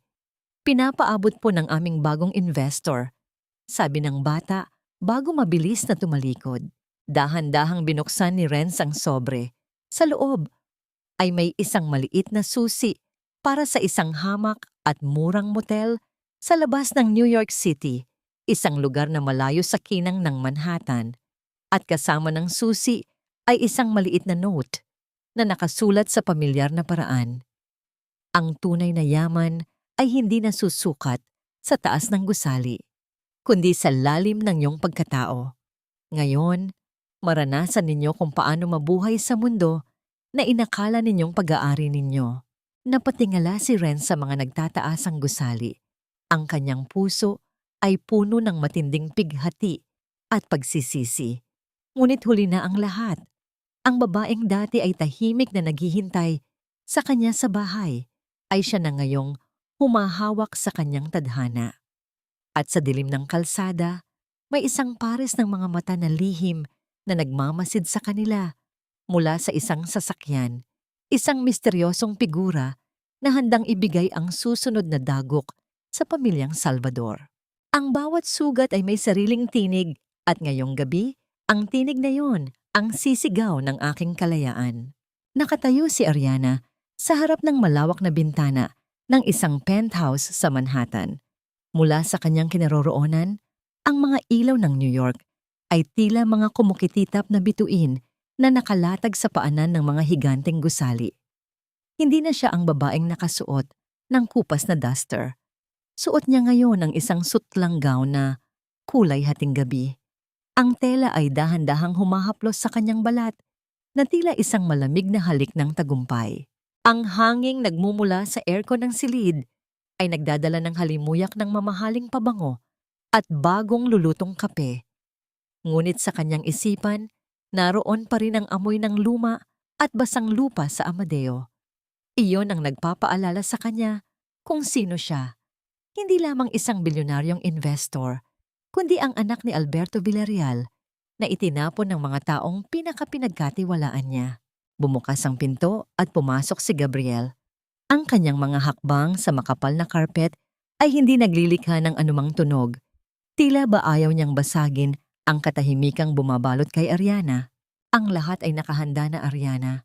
Mahinahong sabi ni Gabriel habang tinititigan ang likuran ng kanyang kaibigan. Ang International Tech Gala ay gaganapin sa loob ng 2 araw. Ang lahat ng malalaking pangalan sa industriya ay nandoon. At gaya ng inaasahan, ang pamilya Salvador ay desperadong gumagawa ng paraan para makakuha ng imbitasyon. Isang tipid ng ngiti ang gumuhit sa mga labi ni Ariana, ngunit ang kanyang mga mata ay nananatiling malayo. Desperado na sila, Gabriel. Ang taong walang makain ay kakapit kahit sa patalim, lalo na kung ang patalim na yon ay may bakas ng ginto. Sa kabilang dako ng lungsod, sa isang motel na ang dingding ay puno ng mantsa at ang amoy ay pinaghalong luma at alikabok. Ang ingay ng pag-aaway ay hindi tumitigil. Si Renz ay nakaupo sa gilid ng isang lumang kama. Ang kanyang suit na dati ay napakalinis ay gusot-gusot na ngayon. Sa tabi niya, si Doña Celina ay walang tigil sa pagpaypay gamit ang isang lumang dyaryo. Habang si Kiara ay nakatingin sa kanyang refleksyon sa maliit at basag na salamin, umiiyak dahil sa kanyang nasirang balat. Renz, do something! Hindi ko na kaya rito. May mga surot sa kama at ang ingay ng mga tao sa kabilang kwarto. Sigaw ni Kiara, ang kanyang boses ay puno ng puot. Sabi mo ay mabilis nating maayos ang problema sa bangko, pero 2 araw na tayong narito. Tumahimik ka, Kiara. Hindi mo ba nakikitang nahihirapan din ang anak ko? Singhal ni Doña Celina, bagamat ang sarili niyang tinig ay nanginginig sa takot. Ang kailangan natin ay makapasok sa tech gala na yon. Narinig ko na ang bagong investor ng Salvador Group ay nandoon. Kung makakausap natin siya, baka maibalik ang lahat sa atin. At paano tayo makakapasok doon nang walang imbitasyon? Balik na sigaw ni Renz. Ang kanyang mukha ay puno ng pighati. Wala na tayong pera, ma. Wala na tayong koneksyon. Lahat ng tinatawagan ko, binababaan ako ng telepono sa oras na malaman nilang ako ito. Bumalik ang eksena sa tahimik na penthouse ni Ariana. Kinuha niya ang isang gintong imbitasyon mula sa ibabaw ng mesa. Ang nakasulat doon sa eleganteng font ay ang pangalan ng main sponsor, Villarreal Holdings. Hinaplos ni Ariana ang kanyang mga daliri sa ukit ng kanyang apelyido. Sa loob ng 15 taon, tinago niya ang pangalang ito para dalhin ang pangalan ng mga Salvador. Ngayon, ang bawat letra ay tila bumabalik sa kanya ng may bagong lakas. Ipadala mo ang 3 imbitasyon sa motel na tinutuluyan nila. Utos ni Ariana kay Gabriel. Ang boses ay matigas at walang pag-aalinlangan. Napakunot ang noo ni Gabriel. Bakit, Ariana? Pagkatapos ng lahat ng ginawa nila, bibigyan mo pa rin sila ng pagkakataon na makatapak sa gala. Humarap si Ariana kay Gabriel at sa unang pagkakataon, Nakita ng abogado ang ningning sa kanyang mga mata. Isang ningning na hindi galing sa galit, kundi sa isang makatarungang kaisipan. Hindi ko sila binibigyan ng pagkakataon, Gabriel. Binibigyan ko sila ng pag-asa. Ang uri ng pag-asa na mas masakit kapag biglang binawi. Paliwanag ni Ariana habang dahan-dahang ibinibigay ang imbitasyon. Gusto kong makita nila ang lahat ng kinuha nila sa akin. Gusto kong makita nila kung sino ang babaeng itinuring nilang walang silbi habang sila ay nasa tuktok ng kanilang kayabangan. Sa gabing iyon, hindi ako magtatago sa anino. Ako ang magiging liwanag na magbubulag sa kanila. Dinala ni Ariana ang kanyang paningin sa isang maliit na notebook na nakapatong sa kanyang tabi. Ang notebook ng kanyang ama. Doon, may nakasulat na isang simpleng paalala. Ang tunay na talino ay hindi ginagamit para manakit, kundi para itama ang mali. Para sa iyo ito, Papa, bulong ni Ariana sa sarili. Ang hustisyang ito ay hindi para sa poot, kundi para sa dangal na kinuha nila sa atin. Habang ang gabi ay lumalalim, si Ariana ay nanatiling gising. Pinagmamasdan ang bawat paggalaw ng lungsod. Alam niyang ang susunod na 2 araw ay ang pinakamahalagang yugto ng kanyang buhay. Hindi lamang ito tungkol sa pera o kapangyarihan. Ito ay tungkol sa pagbawi ng kanyang kaluluwa na matagal nang nakakulong sa mansyon ng mga Salvador. At sa dilim ng kanyang silid, ang tunog ng bawat pagtiktak ng orasan ay tila isang babala para sa mga taong nasa motel. Isang babala na ang bawat segundo ng kanilang natitirang pag-asa ay isa lamang hakbang patungo sa kanilang huling pagbagsak. Ang bawat segundo sa loob ng madilim na motel room ay tila isang mabagal na pagpatak ng asido sa natitirang dangal ng mga Salvador. Ang amoy ng lumang sigarilyo at kemikal na panlinis ay nanunuot sa ilong ni Doña Celina, na kanina pa nakaupo sa isang matigas na silya, pilit na iniingatan ang kanyang maruming seda na damit. Renz, wala na ba tayong ibang matatawagan? Ang mga Villaluz, ang mga Montenegro, hindi ba tayo ang nag-sponsor ng kasal ng anak nila noong nakaraang taon? Ang boses ni Doña Celina ay puno ng gasgas, tila isang plakang paulit-ulit na tumutunog sa kawalan. Napahilot si Renz sa kanyang sentido. Ang kanyang mga mata ay namumula dahil sa puyat at stress. Matinatawagan ko sila, pero sa oras na marinig nila ang pangalan ko, bigla silang nagiging abala. Ang iba naman, diretso akong sinasabihan na huwag na silang idamay sa gulo natin. We are social lepers now, Ma. This is all Ariana's fault. Biglang sigaw ni Kiara mula sa loob ng banyo, habang pilit na inaayos ang kanyang buhok gamit ang isang sirang suklay. Kung hindi siya nagpakadrama at nagnakaw ng pondo ng kumpanya nyo, hindi tayo magtitiyaga sa basurang lugar na ito. I have a photo shoot next week and look at my skin. I'm breaking out. Tumahimik ka, Kiara. Wala kang naitutulong. Bulyaw ni Renz. Ang kanyang pasensya ay umabot na sa dulo. Sa gitna ng kanilang pag-aaway, ang tunog ng marahas na pagkatok sa manipis na pinto ng motel ay nagpatigil sa lahat. Ang tunog ng kamaong tumatama sa kahoy ay naglikha ng kaba sa dibdib ni Renz. Nagkatinginan silang tatlo. Ang takot na baka mga maniningil ng utang o pulis ang nasa labas ay mababakas sa kanilang mga mukha. Dahan-dahang lumapit si Renz at binuksan ang pinto ng bahagya. Ngunit sa halip ng mga tauhan ng batas, isang courier na nakauniporme ang bumungad sa kanya. Walang imik na inabot ng lalaki ang isang malaking gintong sobre bago mabilis na tumalikod at umalis. Nanginginig ang mga kamay ni Renz habang binubuksan ang sobre. Nang makita ang kintab ng gintong papel sa loob, tila tumigil ang paghinga ni Doña Celina. Imbitasyon. Para sa International Tech Gala? Bulong ni Renz, ang kanyang mga mata ay nanlaki sa gulat. At may 3 VIP passes sa loob. Mabilis na lumapit si Doña Celina at inagawang card.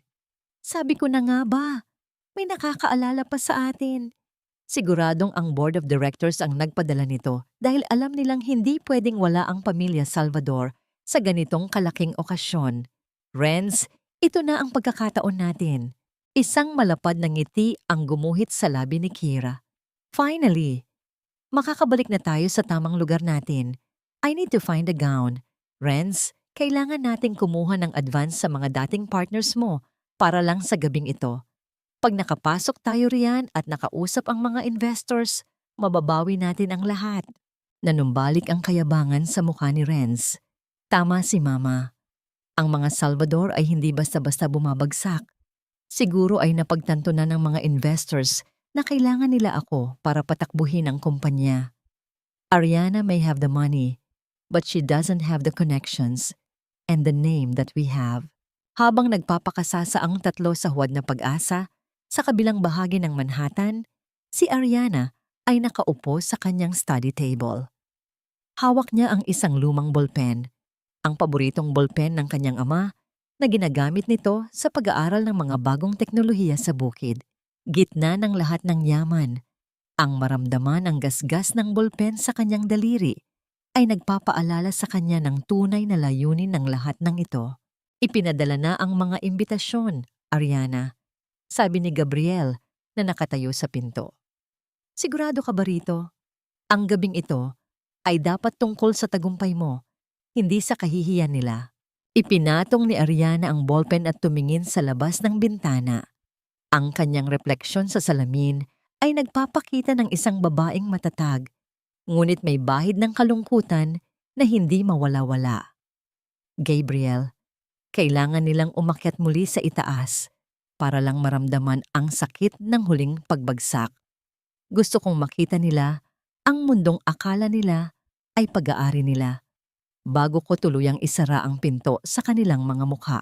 Tumingin si Ariana sa isang dokumento sa kanyang mesa, isang ulat tungkol sa isang nakatagong utang ni Renz na hindi pa alam ng publiko, isang lihim na maaring magpakulong sa kanya habang buhay. Ngunit may isang detalye sa ulat na nakakuha ng pansin ni Ariana, isang pangalan ng isang kumpanya na matagal nang nawala sa industriya. Gabriel, tingnan mo itong kumpanyang Luminatech. Hindi ba't ito ang kumpanyang bumili ng mga patent ng ama ko noong namatay siya? Tanong ni Ariana. Ang kanyang boses ay puno ng paghihinala. Tumango si Gabriel, ang muka ay biglang nagseryoso. Oo, Ariana. At ayon sa investigasyon, ang Luminatech ay isang shell company na pag-aari pala ng mga Salvador sa ilalim ng ibang pangalan. Ibig sabihin, ninakaw nila ang mga gawa ni Papa bago pa man ako pumasok sa pamilya nila. Pagpapatuloy ni Ariana, ang kanyang kamao ay muling naghigpit. Hindi lang pala pondo ang kinuha nila sa akin. Mula pa sa simula, binuo nila ang yaman nila sa mga nakaw na ideya ng ama ko. Ang puot na akala ni Ariana ay humuhupa na ay muling nagliyab ng mas matindi. Kung kanina ay katarungan lamang ang gusto niya, ngayon ay nararamdaman niya ang pangangailangan para sa isang ganap na pagpuksa sa lahat ng pinaghirapan ng mga Salvador. Sa motel, abala sina Renz at Kiara sa pagpaplano ng kanilang pagbabalik. Hindi alam na ang imbitasyong hawak nila ay hindi pintuan patungo sa tagumpay, kundi isang bitag na maglalantad sa pinakamadilim na lihim ng kanilang pamilya. Habang ang gabi ay lumalalim, isang mahiwagang tawag ang natanggap ni Renz mula sa isang lihim na kaibigan na nangangakong tutulungan silang makakuha ng pondo para sa gala. Sino ito? Tanong ni Renz sa telepono. Isang taong gustong makita ang pagbagsak ni Ariana gaya mo. Ang sagot ng boses sa kabilang linya. Isang boses na tila pamilyar, ngunit hindi niya matukoy.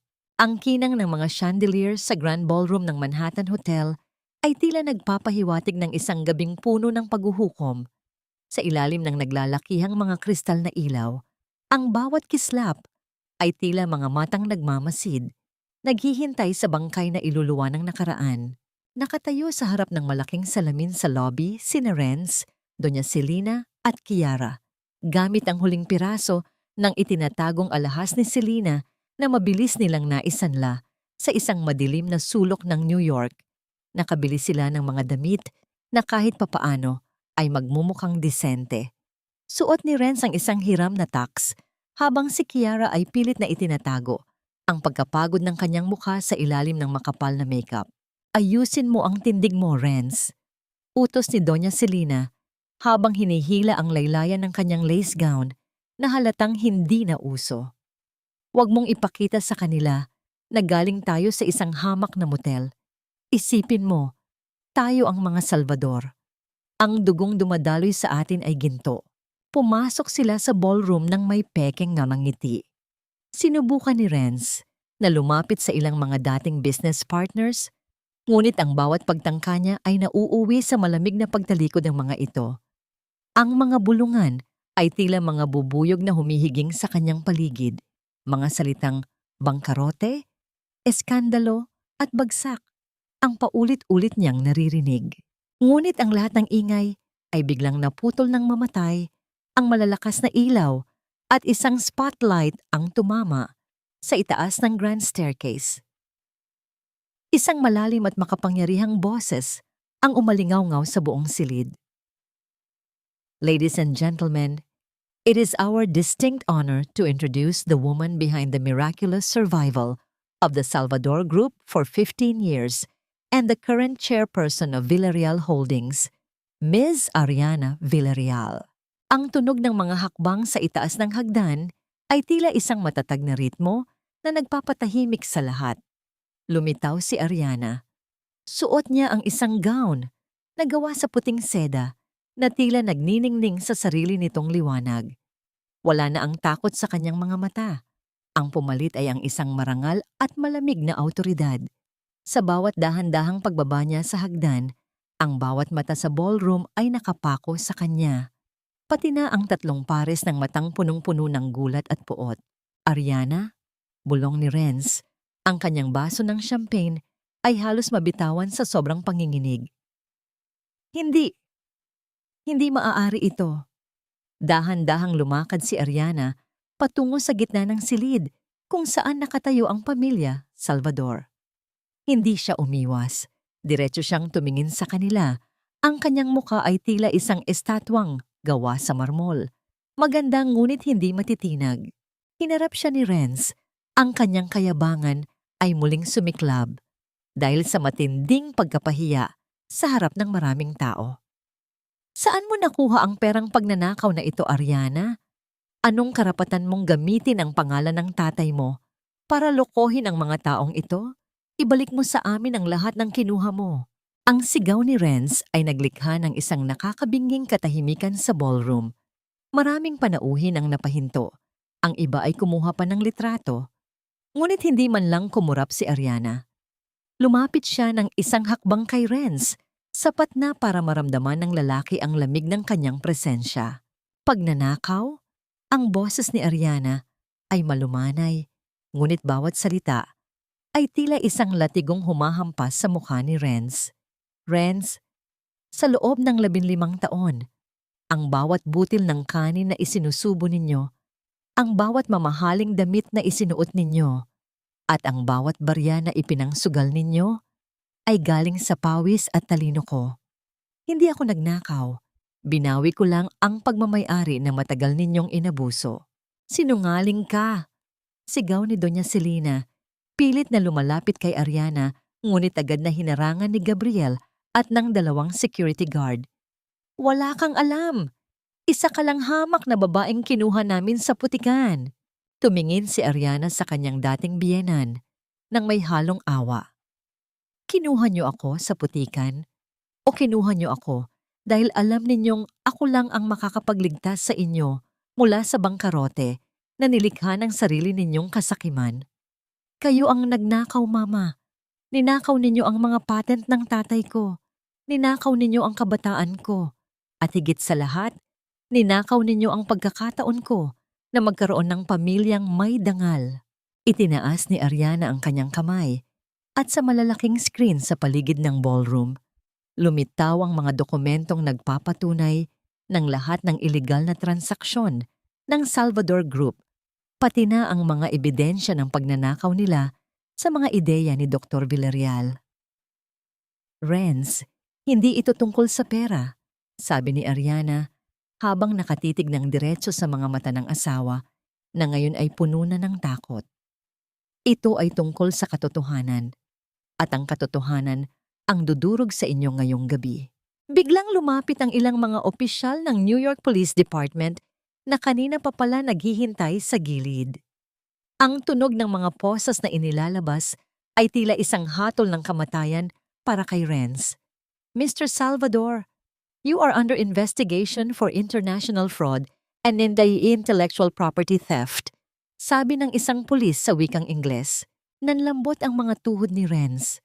Napatingin siya sa paligid, naghahanap ng tulong, ngunit maging si Kiara ay dahan-dahan ng umaatras, pilit na kumakawala sa kanyang pagkakahawak para hindi madamay. Ariana, please, huwag mong gawin ito. Pagsusumamo ni Renz, ang kanyang boses ay tila isang batang nawawala. Tumingala si Ariana at huminga ng malalim. Ang kanyang puso ay hindi na nakakaramdam ng galit, kundi ng isang malalim na kalayaan. Tapos na ang palabas, Renz. Welcome to the real world. Ngunit sa gitna ng gulo, isang estranghero ang lumapit kay Ariana at may ibinulong, isang balita na muling nagpabilis ng tibok ng kanyang puso. Isang balita tungkol sa kanyang ama na akala niya ay matagal na niyang alam ang lahat. Ang bawat tunog ng bakal na naglalapat sa mga bisig ni Renz ay tila isang hatol na umalingaw-ngaw sa buong ballroom. Sa gitna ng kinang ng mga hiyas at bango ng mamahaling bulaklak, ang bawat hakbang ng mga pulis na naglalayo kay Renz ay naging isang mabagal na martsa patungo sa kanyang huling hantungan. Ang mga bisitang kanina ay nakikinig sa musika ay abala na ngayon sa pagkuha ng mga litrato at video. Ang kislap ng kanilang mga telepono ay tila mga matatalas na mata na sumusugat sa natitirang dangal ng mga Salvador. Hindi ninyo pwedeng gawin ito sa akin. Hindi ninyo kilala kung sino ako. Ang sigaw ni Renz ay puno ng desperasyon. Ang kanyang tinig ay pumipiyok sa gitna ng matinding takot. Ariana, itigil mo ito. Mag-usap tayo. Asawa mo ako. Ngunit ang babaeng tinatawag niyang asawa ay nanatiling nakatayo ng tuwid. Ang kanyang mga kamay ay magkayakap sa kanyang harap. Ang bawat salita ni Renz ay tila hanging dumadaan lamang sa kanyang pandinig. Wala na ang Ariana na umiiyak sa madilim na pasilyo. Ang narito ngayon ay ang reynang binuo ng sarili niyang mga luha. Si Doña Celina ay dahan-dahang napaluhod sa malamig na sahig. Ang kanyang kulay gintong gown ay kumalat sa paanan ng mga tao, tila isang basahang walang halaga. Ang kanyang mga hiyaw ay tila isang hayop na nasugatan, pilit na kumakapit sa binti ng sino mang opisyal na lumalapit sa kanya.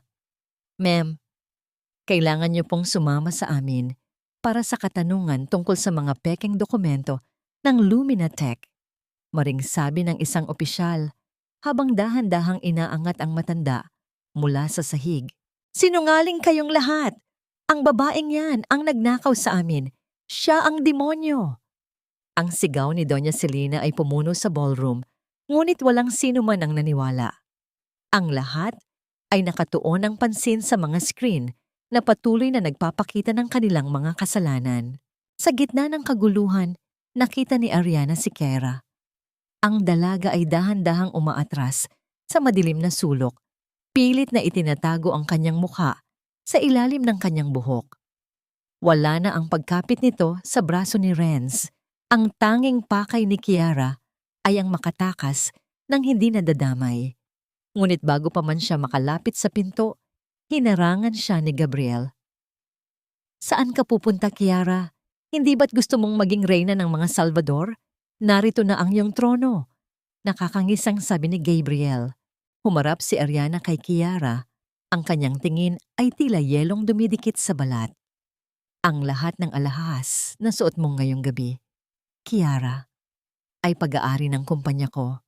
Isama mo na yan sa pag-alis mo dahil iyan ang huling piraso ng karangyaan na mahahawakan mo.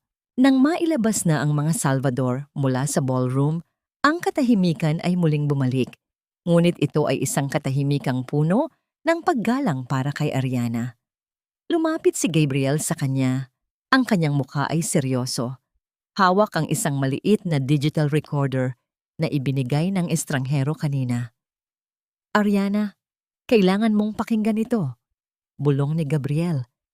Ito ay galing sa huling sandali ng iyong ama sa ospital. Naglakad sila patungo sa isang pribadong silid sa gilid ng ballroom.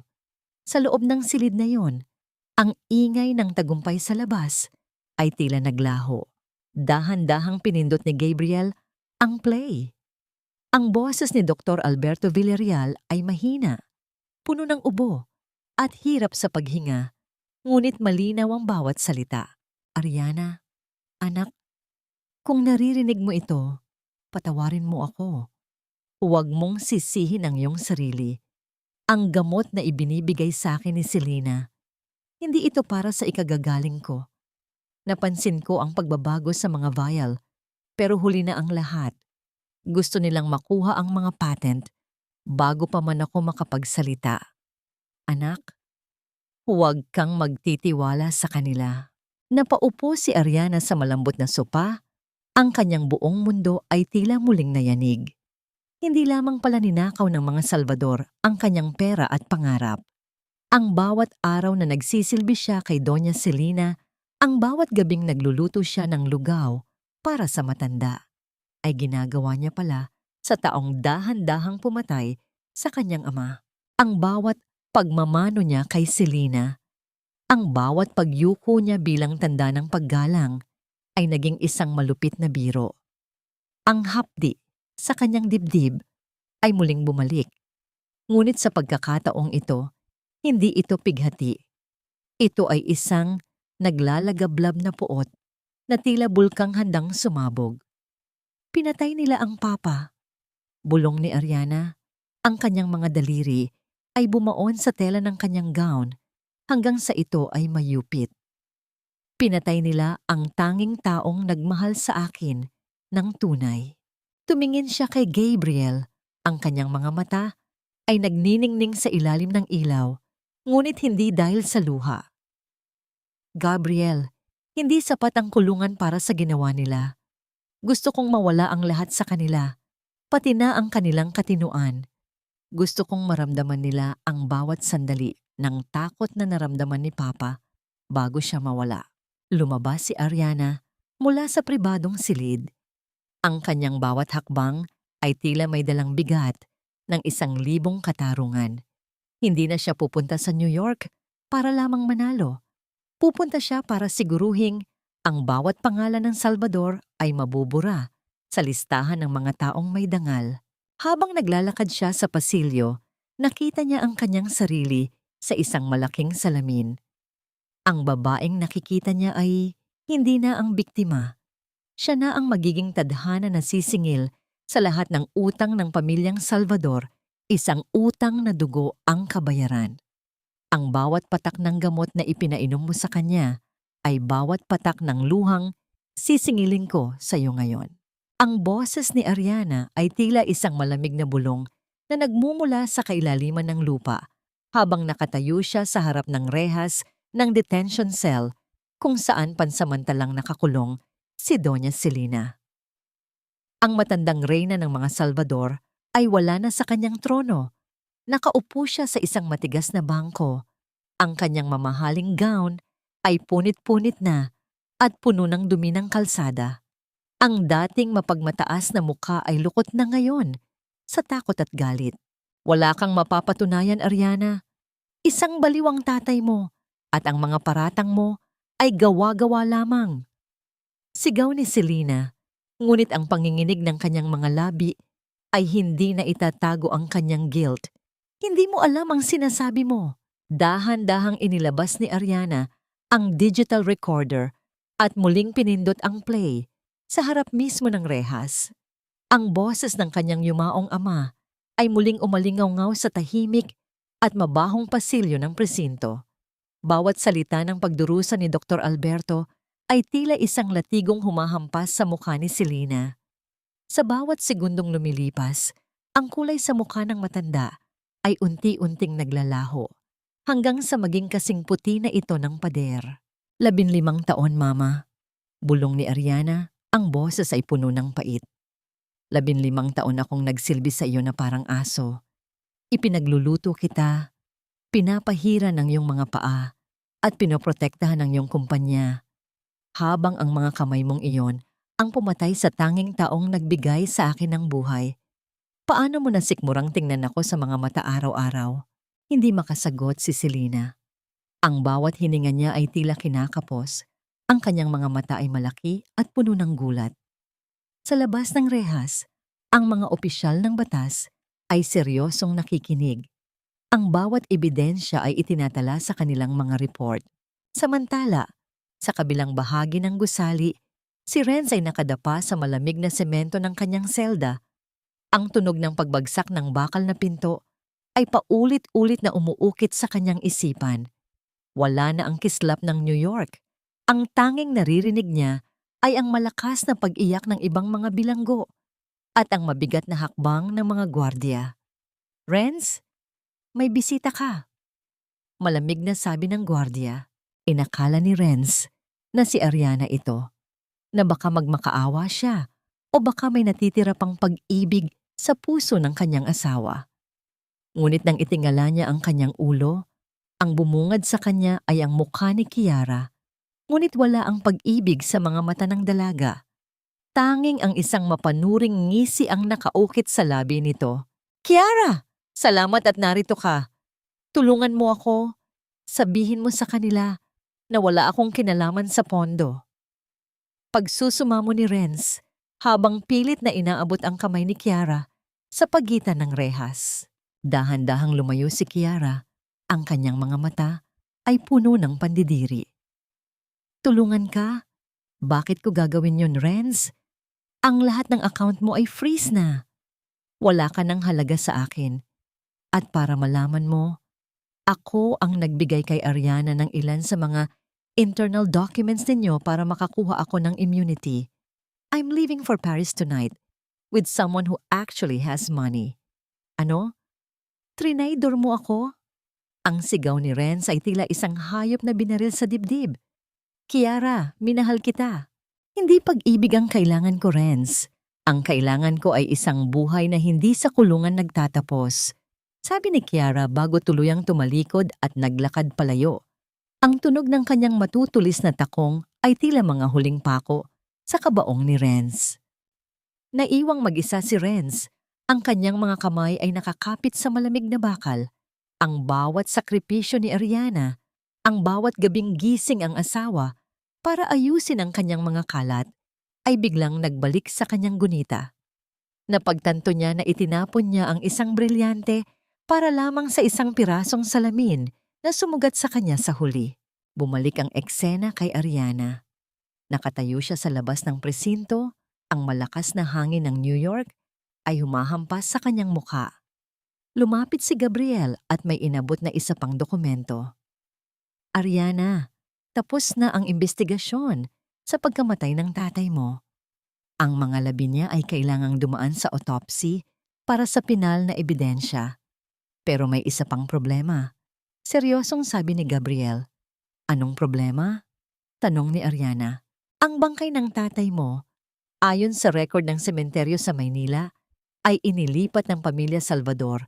2 taon na ang nakalilipas. At hanggang ngayon, hindi mahanap kung saan nila ito dinala. Paliwanag ni Gabriel. Nanigas ang buong katawan ni Ariana. Ang puot na akala niya ay umabot na sa rurok ay muling tumaas. Hindi pa pala tapos ang kalupitan ng mga Salvador. Hanggang sa huli, ninakaw nila maging ang katahimikan ng kanyang ama. Selena!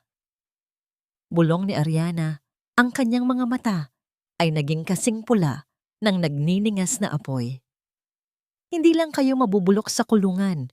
Hahanapin ko si Papa at kapag nahanap ko siya, sisiguraduhin kong wala nang matitirang anino ninyo sa mundong ito. Sa gitna ng kadiliman ng kalsada, isang mahiwagang itim na sasakyan ang dahan-dahang sumusunod kay Ariana. Sa loob nito, Ang boses ng estranghero kanina ay muling narinig. May kausap sa telepono. Malapit na nilang malaman ang katotohanan tungkol sa labi ni Dr. Villarreal. Oras na para ilipat ang plano sa susunod na yugto. Ang bawat alaala ng aking ama ay isang hiyas na ninakaw ninyo. At ngayon, maging ang kanyang katahimikan ay ginawa ninyong sandata laban sa akin. Nakatayo si Ariana sa loob ng isang maliit at malamig na visitation room sa New York Detention Center. Ang tanging naghihiwalay sa kanya at kay Renz ay isang makapal na salamin na puno ng mga bakas ng daliri at dumi ng nakaraan. Sa likod ng salamin, ang lalaking dati ay tinitingala niya bilang asawa ay tila isang anino na lamang ng kanyang dating sarili. Ang buhok ni Renz ay gulo-gulo. Ang kanyang mga mata ay lubog at nangingitim at ang kanyang mga balikat ay nakalaylay sa bigat ng kahihiyan. Renz, isa lang ang itatanong ko sa'yo. Ang boses ni Ariana ay malumanay, ngunit may talas ng isang labaha. Nasaan ang mga labi ni Papa? Saan ninyo siya dinala matapos ninyong hukayin ang kanyang huling hantungan sa Maynila? Dahan-dahang itiningala ni Renz ang kanyang ulo. Ang kanyang mga labi ay nanginginig, tila may mga salitang gustong kumawala, ngunit natatakot sa sarili nilang bigat. Ariana, please, kailangan mo akong ilabas dito. Ang mga tao rito, sinasaktan nila ako. Hindi ko kaya rito. Isang pagkakamali lang ang lahat ng ito. Promise? Aayusin natin ito.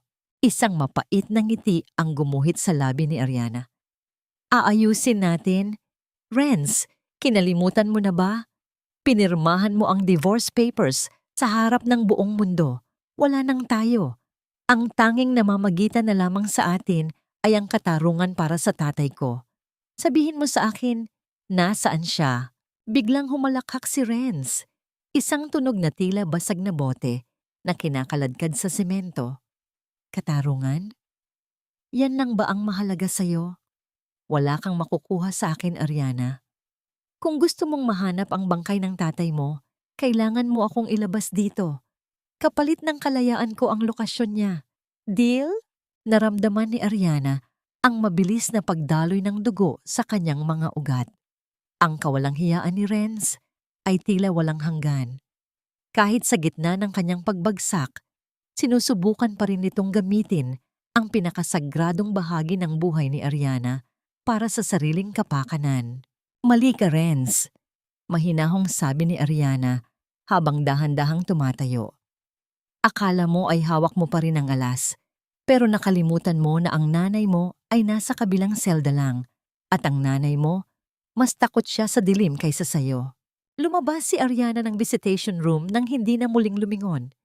Ang tunog ng kanyang mga takong sa sementadong pasilyo ay tila mga huling patak ng oras para sa pamilya Salvador. Pinuntahan niya ang selda ni Doña Celina. Ang matanda ay nakaupo sa sulok, yakap ang kanyang sariling tuhod.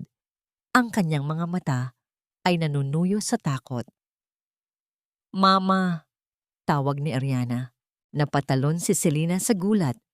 Nang makita si Ariana, ang kanyang mukha ay napalitan ng isang mapanuring tingin. Pilit na ibinabalik ang kanyang dating awtoridad. Anong kailangan mo, ahas? Hindi pa ba sapat na winasak mo ang buhay namin? Nasaan ang mga labi ni Dr. Alberto Villarreal? Tanong ni Ariana. Ang kanyang boses ay naging kasing lamig ng bakal ng rehas. Sabihin mo sa akin, o sisiguraduhin kong ang huling hininga mo ay malalanghap mo sa loob ng mabahong kwartong ito. Humigpit ang kapit ni Celina sa kanyang maruming gown. Ang tatay mo, ipinatapon ko siya sa isang lugar na hindi mo kailanman maiisip. Isang lupain na binili ninyo pero matagal na ninyong kinalimutan. Doon siya nabubulok, kasama ng mga pangarap mong hindi kailanman natupad. Isang mabilis na pagtunog ng notification mula sa telepono ni Ariana ang bumasag sa katahimikan. Isang mensahe mula kay Gabriel sa Maynila. Binuksan ni Ariana ang mensahe at ang kanyang puso ay tila tumigil sa pagtibok. Ariana, nahanap na namin ang record ng transaksyon. Ipinagbili ni Selena ang lupain sa Amadeo, ang mismong lupang kinalakihan mo, sa isang developer para gawing parking lot. Ayon sa foreman, nagsimula na ang paghuhukay kaninang umaga. Kung nandoon nga ang labi ni Dr. Alberto, baka tuluyan na itong mawasak ng mga bulldozer. Halos mawalan ng lakas si Lyneth habang pilit niyang hinahawakan si Ramil. Mabigat ang katawan ng lalaki at bawat segundo ay parang hinihila rin siya ng panganib pababa. Nangangalay na ang kanyang mga braso, ngunit mariin pa rin ang kanyang kapit. Bumaon ang kanyang mga daliri sa manggas ni Ramil habang desperado niyang pinipigilan itong kumawala. Ramdam niya ang panginginig ng sariling katawan, ngunit mas nangingibabaw ang takot na tuluyan niya itong mawala. "Tama na, Lyneth!" Sigaw ni Ramil. Puno ng pagsisisi at pagdurusa ang kanyang tinig. "Hindi ko na-deserve ang isa pang pagkakataon. Sapat na ang lahat ng pagkakamaling nagawa ko." Mariin siyang umiling habang patuloy na lumalaban sa pagkakahawak ni nito. Ngunit lalo lamang naging magulo ang sitwasyon habang pilit na iniiwas ni Ramil ang sarili sa kanyang tulong. "Huwag kang susuko!" Sigaw pabalik ni Lyneth, namumuo ang luha sa kanyang mga mata. "Hindi ganito matatapos ang lahat. Hindi mo pwedeng takasan ang mga taong nagmamahal pa rin sa'yo." Sa gitna ng kaguluhan, alam niyang hindi lamang katawan ni Ramil ang kanyang hinahawakan. Pinipigilan din niyang tuluyang bumitaw ang lalaking minsan niyang minahal ng buong puso. Mabilis na tumakbo si Ariana palabas ng detention center. Ang kanyang bawat hakbang ay tila isang pakikipagkarera sa kamatayan. Habang naghihintay ng sasakyan, isang itim na van ang biglang humarang sa kanyang tapat. Bumukas ang pinto at ang estrangherong lalaki na dati ay lihim na nagmamasid ay lumitaw. "Miss Villarreal, sakay na," sabi ng lalaki. Ang boses ay seryoso at walang emosyon. "Mayroon tayong pribadong jet na naghihintay. Kung gusto mong mailigtas ang labi ng iyong ama, kailangan nating makarating sa Amadeo sa loob ng 12 oras. "Sino ka ba talaga?" tanong ni Ariana. Ang kanyang mga mata ay puno ng paghihinala at desperasyon. "Ang taong matagal nang naghihintay na pabagsakin ng mga Salvador," sagot ng lalaki. "At ang taong nakakaalam kung anong tunay na sikreto ang nakabaon sa ilalim ng lupang iyon. Isang sikretong magpapabago sa buong pagkatao mo." Napilitang sumakay si Ariana. Habang ang sasakyan ay mabilis na umaalis patungo sa airport, ang kislap ng New York sa labas ng bintana ay tila naging isang malabong alaala. Ang tanging nasa isip ni Ariana ay ang boses ng kanyang ama at ang banta ng mga bulldozer na dudurog sa kanyang huling pag-asa. "Itigil ninyo ang makinaryang yan. Sa ngalan ng batas, itigil ninyo ang pagwasak sa lupang ito." Ang sigaw ni Ariana ay halos lamunin ng malakas at nakakabinging ugong ng dambuhalang bulldozer na dahan-dahang naghuhukay sa gitna ng kanyang kabataan sa Amadeo. Ang bawat pagbaon ng bakal na kuko ng makina sa malambot na lupa ay tila isang marahas na kurot sa kanyang sariling kaluluwa. Ang alikabok na pumapaibabaw sa hangin ay humahalo sa kanyang mga luha. Tila isang madilim na ulap na nagtatago sa ganda ng kanyang tinubuang lupa. Mabilis siyang bumaba mula sa itim na sasakyan. Hindi na alintana ang kanyang mamahaling sapatos na ngayon ay lumulubog sa putikan. Sa kanyang likuran, ang misteryosong lalaki na nagpakilala bilang si Miguel, ang dating lihim na katulong ng kanyang ama sa mga eksperimento, ay mabilis na lumapit sa foreman ng konstruksyon. Hawak ang isang legal na dokumento na nagpapatigil sa operasyon. "Sino kayo? May permit kami mula sa Salvador Group!" Sigaw ng foreman. Ang boses ay puno ng pagkairita habang pinapatay ang makina ng bulldozer. "Ang Salvador Group ay wala ng kapangyarihan sa lupang ito." Ang boses ni Ariana ay matatag, bagamat ang kanyang buong katawan ay nanginginig sa tindi ng emosyon. Ako ang may-ari ng bawat butil ng lupang tinatapakan ninyo. At kung hindi kayo aalis ngayon din, sisiguraduhin kong sa kulungan kayo magpapalipas ng gabi. Habang nagkakagulo ang mga manggagawa, tumakbo si Ariana patungo sa isang malaking puno ng mangga sa dulo ng bukid, ang lugar na sinabi ni Miguel na pinaglibingan ng kanyang ama.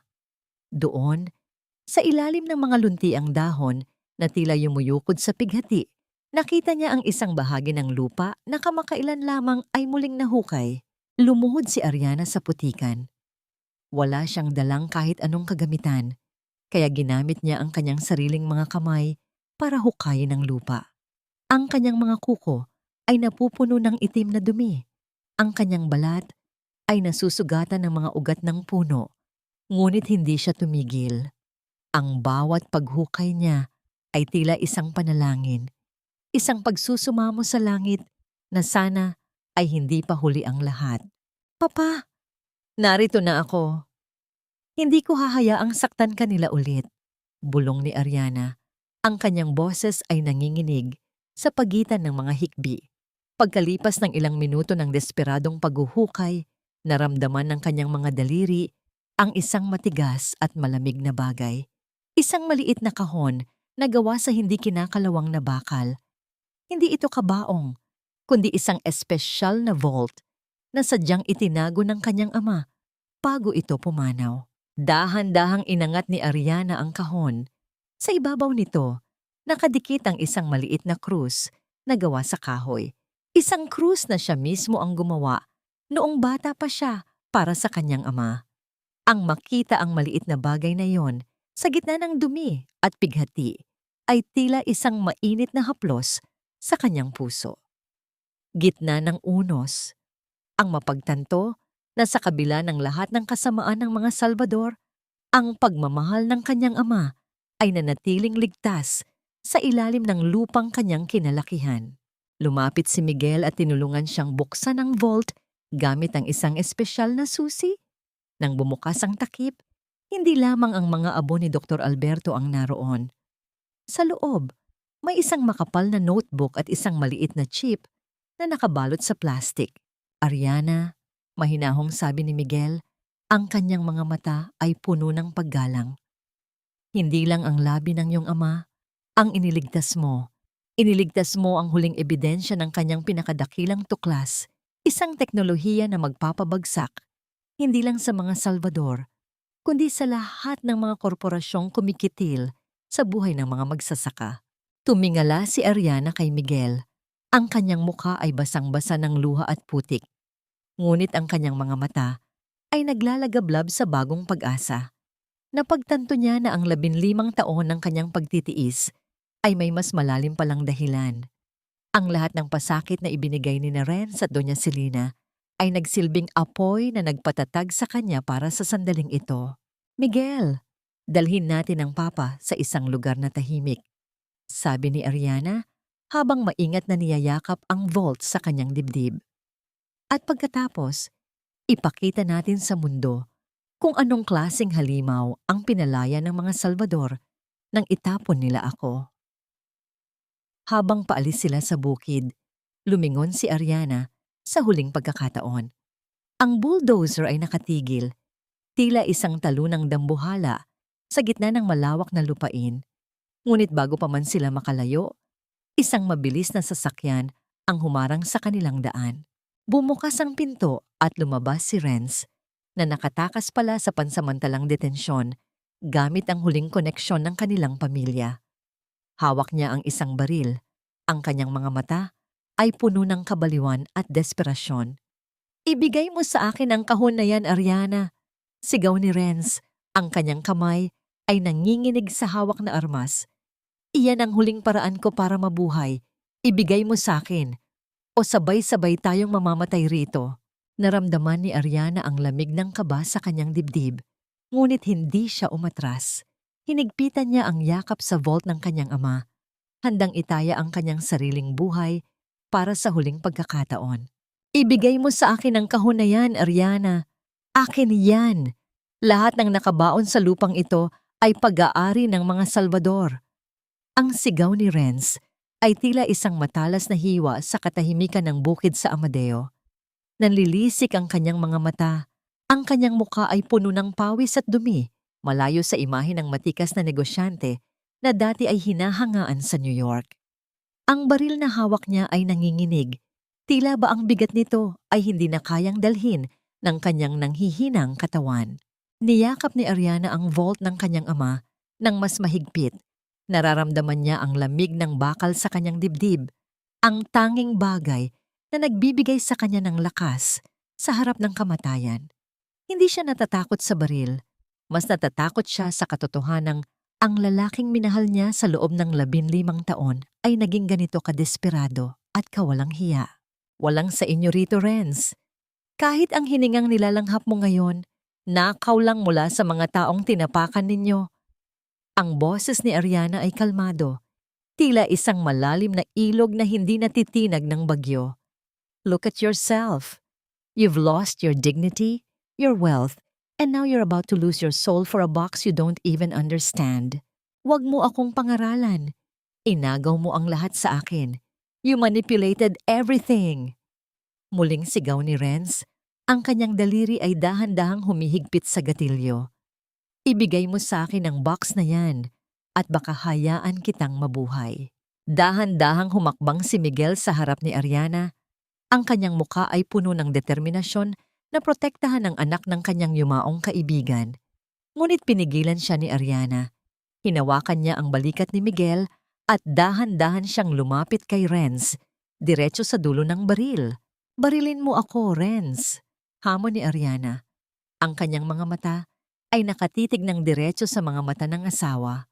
Barilin mo ako sa harap ng lupang ito, kung saan nakabaon ang bawat sakripisyo ko para sa'yo.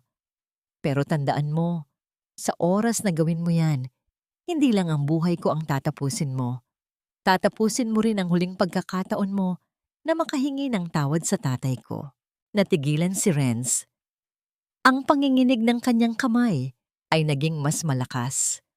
Sa mga mata ni Ariana, nakita niya ang lahat ng 15 taon ng kanilang pagsasama. Ang mga gabing naghihintay ito sa kanya nang may mainit na pagkain, ang mga pagkakataong kinalimutan nito ang sariling pagod para sa kanyang tagumpay. Ang bawat alaala ay tila isang sampal na gumigising sa kanyang konsensya. Renz, it's over. Kiara is gone. Your mother is in jail. At ang kumpanyang akala mo ay sayo ay matagal nang gumuho dahil sa sarili mong kasakiman. Pagpapatuloy ni Ariana, ang kanyang tinig ay puno na ngayon ng awa sa halip na puot. Ibigay mo ang baril na yan. Huwag mong dagdagan ang mga kasalanang kailangan mong pagbayaran. Biglang narinig ang tunog ng mga sirena ng pulis mula sa malayo. Ang mga ilaw na asul at pula ay nagsimulang kumislap sa dulo ng kalsada. Tila mga bituing naghahatid ng katarungan. Lumitaw si Gabriel kasama ang mga opisyal. Mabilis na pinalibutan ang lugar. Nabitawan ni Renz ang baril. Bumagsak ito sa putikan, naglikha ng isang mapurol na tunog na tila simbolo ng kanyang huling pagkatalo. Napaluhod siya sa harap ni Ariana. Ang kanyang mga balikat ay nayayanig sa malakas na pag-iyak. Wala na ang kayabangan, wala na ang puot. Ang natira na lamang ay isang lalaking durog at talunan. Patawad, Ariana. Patawad. Ang bulong ni Renz ay halos hindi marinig sa gitna ng hangin. Hindi siya hinawakan ni Ariana. Hindi rin niya ito pinatawad ng oras na yon. Sa halip, maingat niyang ibinigay ang vault kay Miguel at tumingin sa langit. Ang ulan ay nagsimulang pumatak ng marahan, tila isang pagbabasbas sa lupang Amadeo. Ang bawat patak ay humuhugas sa dumi sa kanyang mukha, sa dugo sa kanyang kamay, at sa pait sa kanyang puso. Dalhin niyo na siya, utos ni Ariana sa mga pulis nang hindi tumitingin kay Renz. Siguraduhin ninyong pagbabayaran niya ang bawat segundo ng pighati na ibinigay nila sa pamilya ko. Habang isinasakay si Renz sa patrol car, nakita ni Ariana ang kanyang sarili sa refleksyon ng bintana ng sasakyan. Ang babaeng nakikita niya ay hindi na ang biktima. Siya ay isang bagong tao, isang babaeng handang itayo muli ang kanyang buhay mula sa mga guho ng nakaraan. Lumapit si Gabriel sa kanya at dahan-dahang ipinatong ang kanyang jacket sa mga balikat ni Ariana. Ano nang plano mo ngayon, Ariana? Nahanap mo na ang papa mo. Nakuha mo na ang hustisya. Huminga ng malalim si Ariana. Ang halimuyak ng kape at basang lupa ay muling nagbigay sa kanya ng kapayapaan. Ngayon, Gabriel, itatayo natin ang pangarap ni Papa. Ang lupang ito ay hindi na magiging lugar ng pighati. Gagawin natin itong kanlungan para sa lahat ng mga taong itinapon at minaltrato ng mundong ito. Lumingon si Ariana sa vault ng kanyang ama na hawak ni Miguel. Sa loob ng notebook na nakuha nila, may isang pahina na hindi niya napansin kanina. Isang sulat na para sa kanya, para sa aking matapang na anak. Ang tunay na yaman ay hindi ang ginto, kundi ang kakayahang tumayo muli matapos ang bawat pagbagsak. Mahal kita. Isang ngiti ang gumuhit sa mga labi ni Ariana. Isang ngiting puno ng pag-asa at pagmamahal. Ang gabi ng mga Salvador ay tuluyan ng natapos at ang umaga ni Ariana Villarreal ay nagsisimula pa lamang na sumikat ng may ningning na hindi kailanman mamatay. Isang taon ang mabilis na lumipas. Tila isang agos ng ilog na dahan-dahang humuhugas sa bawat bakas ng putik at pait sa lupain ng Amadeo. Ang sikat ng umaga ay malambot na tumatama sa malawak na taniman ng kape, kung saan ang mga dahon ay sumasayaw sa ihip ng preskong hangin. Wala na ang ingay ng mga bulldozer. Ang pumalit ay ang mahinang awit ng mga ibon at ang masayang kwentuhan ng mga magsasaka na ngayon ay may-ari na ng sarili nilang mga pangarap. Nakatayo si Ariana sa beranda ng bagong tatag na Villarreal Agricultural Center. Suot niya ang isang simpleng puting lino na damit. Ang kanyang buhok ay malayang hinahampas ng hangin. Wala na ang bakas ng pagod at takot sa kanyang mukha. Ang kanyang mga mata ay nagniningning na ngayon sa isang uri ng katahimikan na tanging ang mga taong nakalampas sa matinding unos ang nakakaalam. Sa kabilang dako ng mundo, sa loob ng isang malamig na selda sa New York, si Ren Salvador ay nakaupo sa sahig, nakatitig sa isang maliit na parisukat ng langit na tanging bintana niya sa labas. Ang kanyang mga kamay, na dati ay tanging pagpirma ng mga tseke, ang alam, ay magaspang na ngayon dahil sa trabaho sa loob ng bilangguan. Wala na ang mga kaibigan, wala na ang mga party, at wala na ang babaeng akala niya ay mananatili sa tabi niya habang buhay. Si Kiara ay balitaang nagpakasal sa isang matandang negosyante sa Europa, muling naghahanap ng perang hindi kanya. Si Doña Selena naman ay namamalagi sa isang pampublikong pasilidad para sa mga may karamdaman sa pag-iisip. Madalas siyang makitang nakikipag-usap sa hangin, pilit na nag-uutos sa mga hindi nakikitang katulong at nagbibilang ng mga piraso ng papel na akala niya ay libo-libong piso. Ang kanyang kaharian ay naging isang maliit na silid na may puting pader. Isang malupit na paalala na ang kayamanang walang dangal ay isang bilangguan din sa huli. Lumapit si Gabriel kay Ariana, dala ang isang tasa ng bagong timplang kape. Ang bango nito ay nanunuot sa paligid, tila isang yakap ng nakaraan na may dalang pangako ng kinabukasan. Nakapagpasya ka na ba, Ariana? Mahinahong tanong ni Gabriel habang tinatanaw ang luntiang bukirin. Tumingin si Ariana sa malayo, sa direksyon kung saan nakatirik ang isang magandang monumento para sa kanyang ama. Kung ang itatanong mo ay kung napatawad ko na sila, ang sagot ko ay hindi sa paraang iniisip ng iba. Hindi ko pinapatawad ang kanilang ginawa dahil ang kasamaan ay hindi dapat konsintihin. Pero pinatawad ko na ang aking sarili sa 15 taon ng pananatili sa dilim. Pinalaya ko na ang puso ko mula sa puot dahil ang puot ay isa ring uri ng kadena na magtatali sa akin sa kanila. Dahan-dahang ininom ni Ariana ang kape. Ang init nito ay tila dumadaloy sa kanyang buong pagkatao. Napagtanto niya na ang tunay na katarungan ay hindi lamang ang makitang nagdurusa ang mga nagkasala, kundi ang makita ang sariling muling bumabangon at namumukadkad. Ang payapa na ng paligid, no? Muling sabi ni Ariana. May isang matamis na ngiti sa kanyang mga labi. Dahil nararapat ka sa kapayapaang ito, Ariana. Sagot ni Gabriel, ang kanyang tingin ay puno ng paghanga at isang lihim na pangako ng katapatan. Ang kwento ni Ariana Villarreal ay hindi lamang tungkol sa isang babaeng naging bilyonaryo. Ito ay tungkol sa isang pusong itinapon sa ulan ngunit natutong maging sariling silungan. Ito ay tungkol sa dangal na hindi nabibili ng ginto at pagmamahal na nagsisimula sa pagtanggap sa sariling halaga. Habang ang araw ay dahan-dahang umaakyat sa kalangitan, nilakad ni Ariana ang landas patungo sa kanyang ama. Inilapag niya ang isang sariwang bulaklak ng kape sa ibabaw ng marmol. Sa bawat tibok ng kanyang puso, nararamdaman niya ang bulong ng hangin. Laya ka na, anak. Laya ka na.